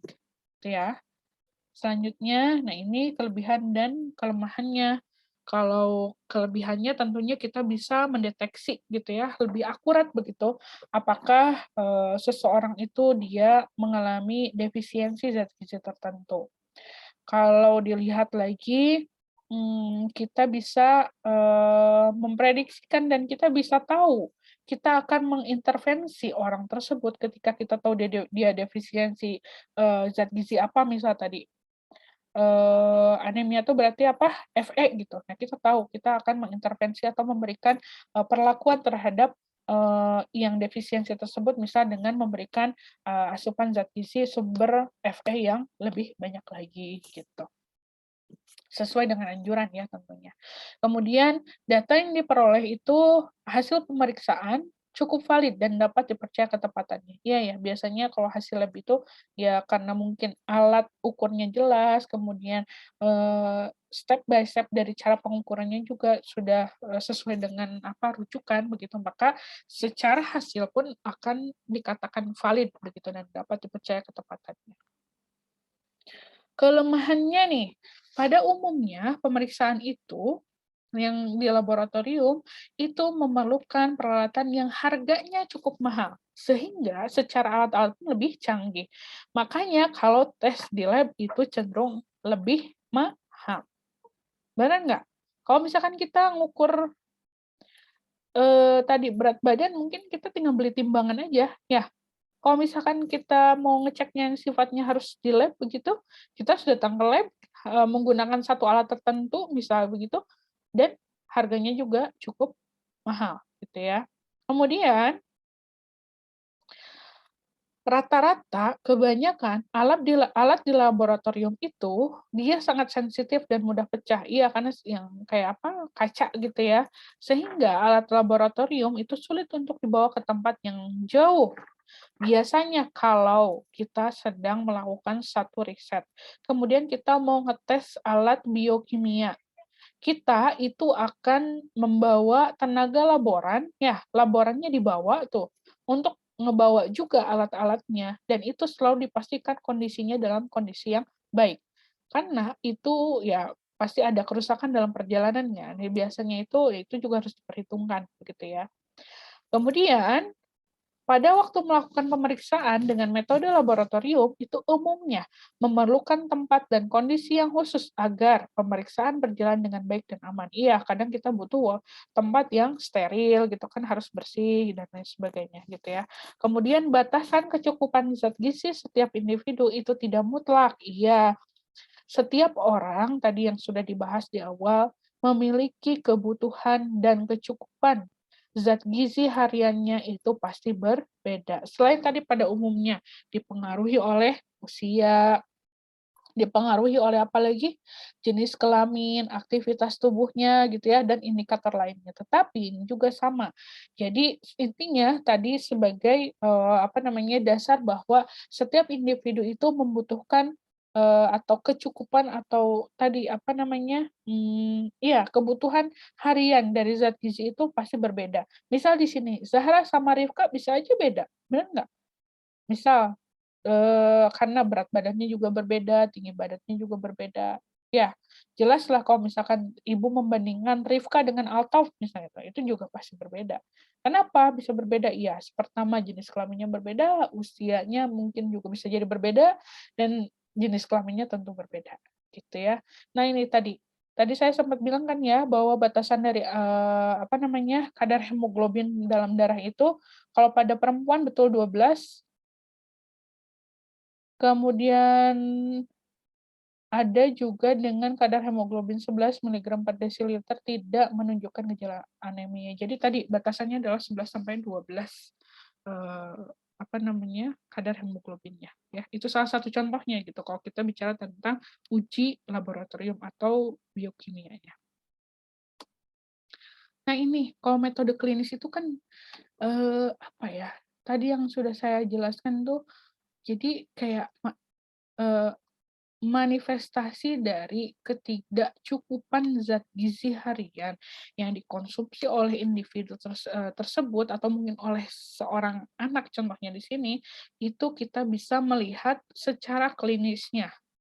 Klinisnya itu adalah tadi, karena sudah terjadi depresi jaringan ya, berubah secara fungsi fisiologis dan itu akan terinvestasikan dalam, wujudnya dengan anatominya gitu ya.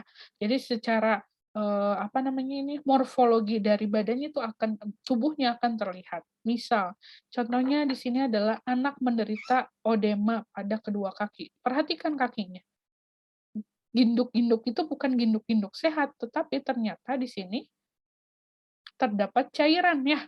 Edema itu kan penumpukan cairan yang berlebih dalam tubuh ya. Nah, ini contohnya seperti ini. Nah, pemeriksaan klinis ini adalah pemeriksaan yang dilakukan untuk mengetahui ada tidaknya gangguan kesehatan termasuk gangguan gizi yang dialami oleh seseorang. Itu ya, ini contohnya. Nah, ini. Jadi, pemeriksaan klinis dilakukan dengan beberapa cara, ada 5 ya. Ada anamnesis, observasi, dan palpasi, perkusi, dan auskultasi. Jadi ini teman-teman bisa melihat penjelasannya ya. Yang pertama amnesis. Anamnesis itu adalah kegiatan wawancara antara pasien dengan tenaga kesehatan untuk memperoleh keterangan tentang keluhan dan riwayat penyakit atau gangguan kesehatan yang dialami seseorang dari awal sampai munculnya gejala yang dirasakan. Kedua, kalau sudah ditanya-tanya nih ceritanya diwawancara, baru diobservasi. Kegiatan ini dilakukan dengan cara melakukan pengamatan pada bagian tubuh tertentu untuk mengetahui adanya gangguan kekurangan gizi. Kemudian berikutnya apa yang dilakukan? Yaitu adalah palpasi, di mana kegiatan ini adalah kegiatan perabaan pada bagian tubuh tertentu untuk mengetahui adanya kelainan karena kekurangan gizi. Kan biasanya gitu ya, kalau misalnya kita berangkat ke dokter pun sama prosesnya, ya. Kenapa Bu? Sakit apa Bu? Kemudian coba saya cek. Dicek itu dilihat, ya kan? Kemudian diamati, kemudian diraba.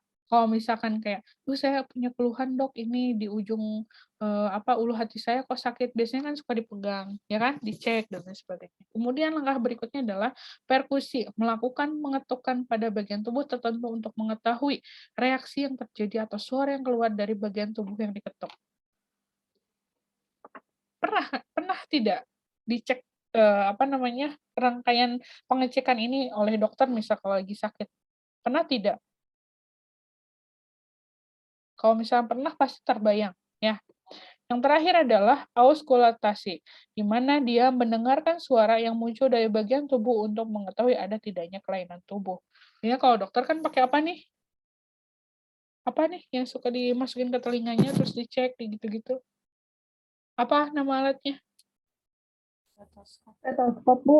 Ya, stetoskop ya, dicek gitu kan pasti kedengeran kan, misal kalau misalkan ada keluhan di paru-paru itu didengerin, kalau paru-paru yang sehat itu seperti apa, kalau paru-paru yang ada kelainan itu seperti apa. Itu ya, itu cara dari pemeriksaan klinis yang dilakukan tahapannya gitu. Selanjutnya ini kelebihan dan kelemahannya. Jadi intinya begini sih ya, pada setiap proses pengukuran antropometri ataupun jenis pengukuran atau penilaian lainnya, itu pasti ada kekurangan dan kelebihannya sesuai dengan pengalaman yang sudah dilakukan. Jadi kayak diuji gitu kayak oh iya kelebihannya ini, kekurangannya seperti ini. Nah, ini kalau pada klinis ya. Jadi kalau pada klinis itu pemeriksaan status gizi dengan metode klinis mudah dilakukan dan pemeriksaannya dapat dilakukan dengan cepat.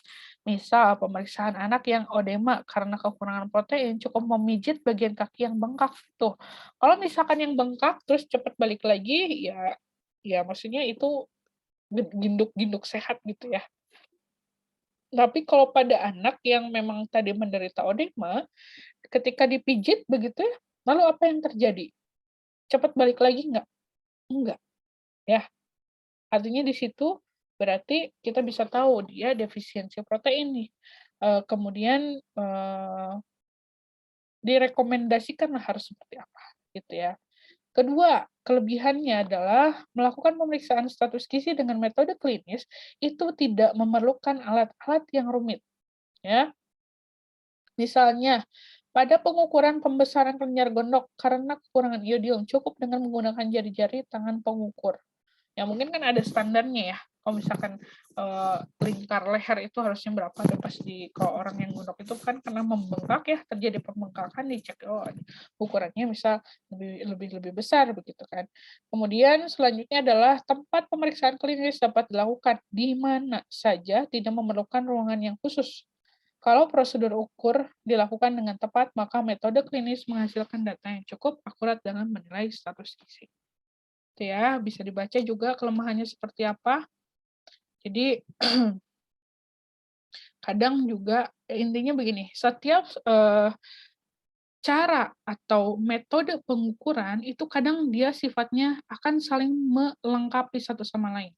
Jadi kadang juga tidak bisa klinis saja. Artinya dibutuhkan juga pengukuran atau pengujian secara biokimia. Kenapa? Untuk memastikan apakah memang betul orang tersebut atau individu tersebut dia mengalami satu defisiensi tertentu begitu. Itu ya. Kemudian teman-teman bisa baca ya di sini seperti apa.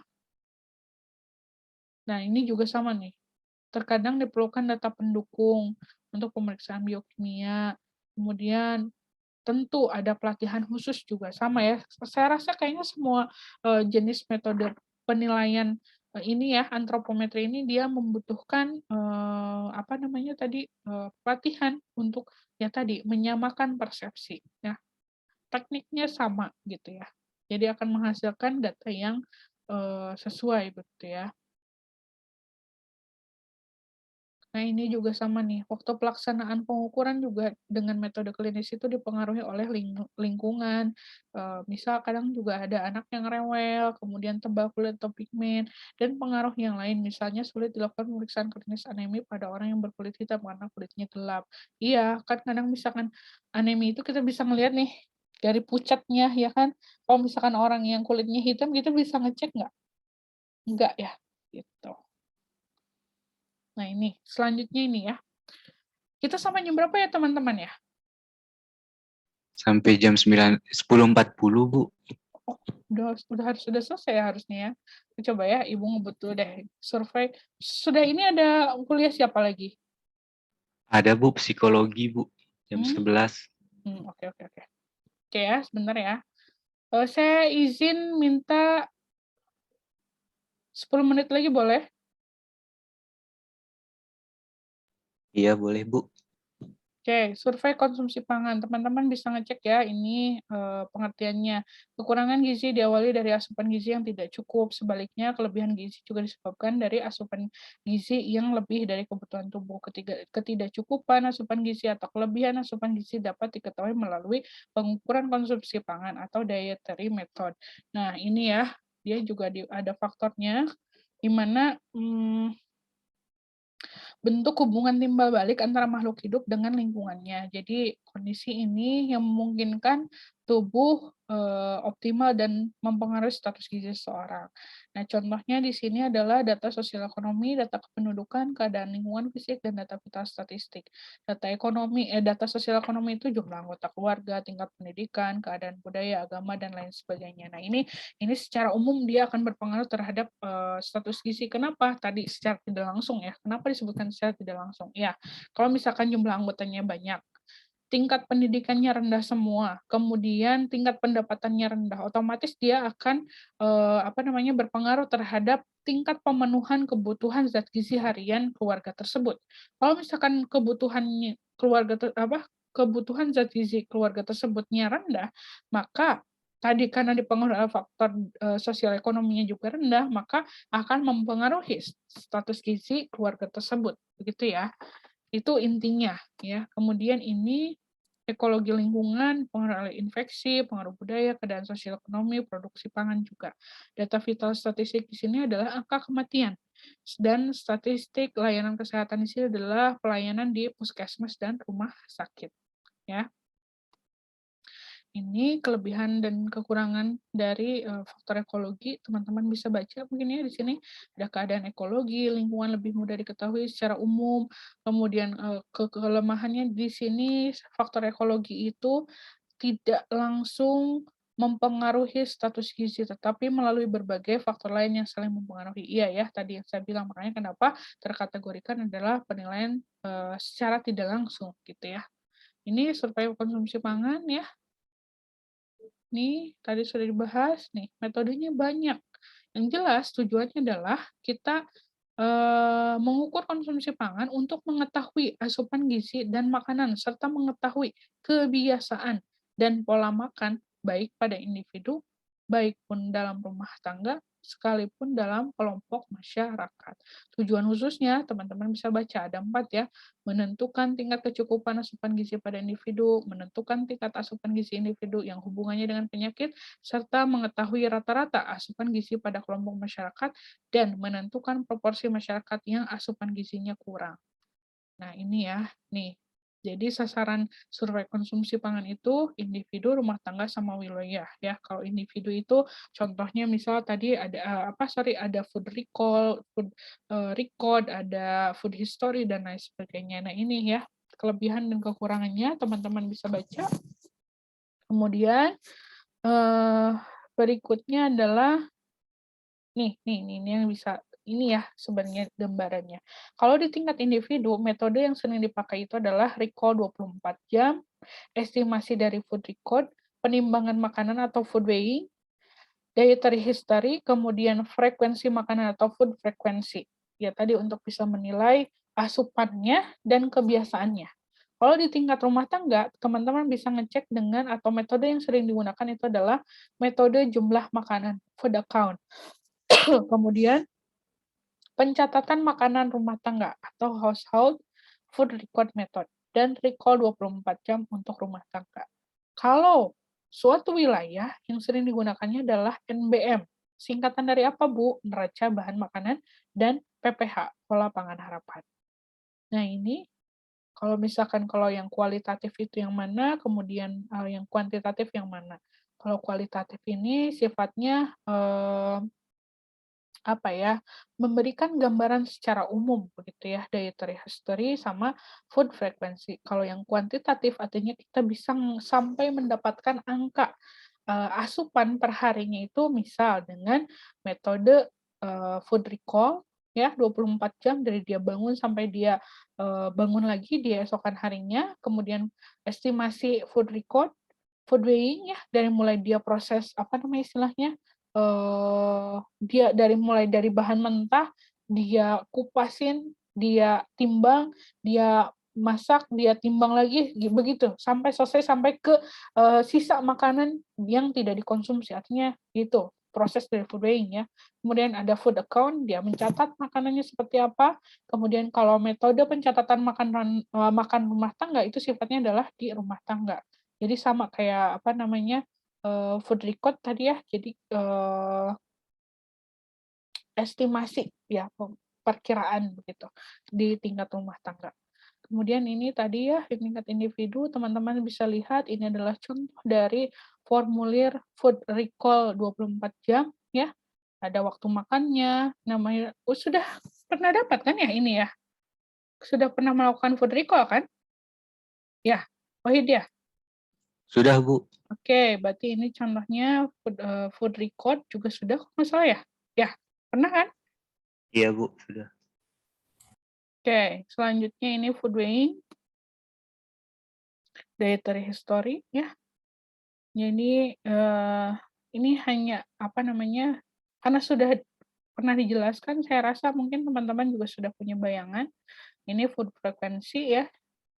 Kalau yang semi kuantitatif sama yang kualitatif itu ada bedanya ya. Kalau kuantitatif itu semi kuantitatif artinya ada ukuran rumah tangganya dalam bentuk gram ya. Bisa 1 centong, 2 centong, berapa gram dikonversikan. Itu ya. Kalau kualitatif itu hanya menekankan pada frekuensi makannya saja ya, tidak ada ukuran rumah tangganya. Ya. Nih, ini tingkat rumah tangga, metode jumlah makanan food account. food record tingkat rumah tangga, ya, food recall juga untuk tingkat rumah tangga. Nah, ini yang wilayah nih. Jadi NBM ini adalah food balance sheet, di mana metode pengukuran ini adalah untuk menilai kecukupan pangan pada suatu wilayah dan pada periode tertentu. Neraca bahan makanan ini dikembangkan oleh FAO, ya, di mana ini sudah digunakan oleh berbagai macam negara, termasuk juga Indonesia, di mana nanti data yang terdapat pada NBM ini memberikan informasi tentang situasi pengadaan atau penyediaan pangan, baik yang berasal dari produk dalam negeri, impor atau ekspor gitu, penggunaan pangan untuk kebutuhan pakan, bibit, penggunaan untuk industri, serta informasi ketersediaan pangan yang dikonsumsi oleh penduduk dalam satu negara atau wilayah pada kurun waktu tertentu. Makanya kadang kita kalau lihat berita suka ada informasi yang Indonesia akan mengimpor beras dari Thailand. Kalau misalkan ada berita begitu, bisa jadi hasil penilaian dari neraca bahan makanannya itu bahwa penyediaan beras di kita itu kurang, sehingga kita melakukan impor, ataupun untuk jenis bahan pangan yang lain, gitu ya. Dan itu data yang disajikan di dalam NBM itu merupakan angka rata-rata jumlah pangan yang tersedia pada tingkat pedagang eceran atau rumah tangga untuk konsumsi penduduk per kapita yang dinyatakan dalam bentuk bahan makanan per orang, per tahun, atau zat gizi per orang per hari. Ya, nanti teman-teman bisa baca lagi 1 menit lagi. Nah, ini yang terakhir tentang pola pangan harapan. Jadi ini merupakan instrumen ya. Jadi PPH ini adalah instrumen dalam merencanakan konsumsi, ketersediaan, dan produksi pangan. Selain itu juga dia berfungsi sebagai instrumen evaluasi tingkat pencapaian konsumsi, penyediaan, dan produksi pangan. Kemudian berikutnya adalah basis pengukuran diversifikasi dan ketahanan pangan. Dan yang keempat adalah sebagai pedoman dalam merumuskan pesan-pesan gizi. Ya. Nah, ini jadi ada 9 bahan pangan begitu yang dikelompokkan, dan PPH ini menunjukkan bahwa susunan konsumsi pangan untuk dapat hidup sehat, aktif, dan produktif, di mana ketersediaan pangan sepanjang waktu dalam jumlah cukup dan terjangkau sangat menentukan tingkat konsumsi pangan di tingkat rumah tangga, gitu ya.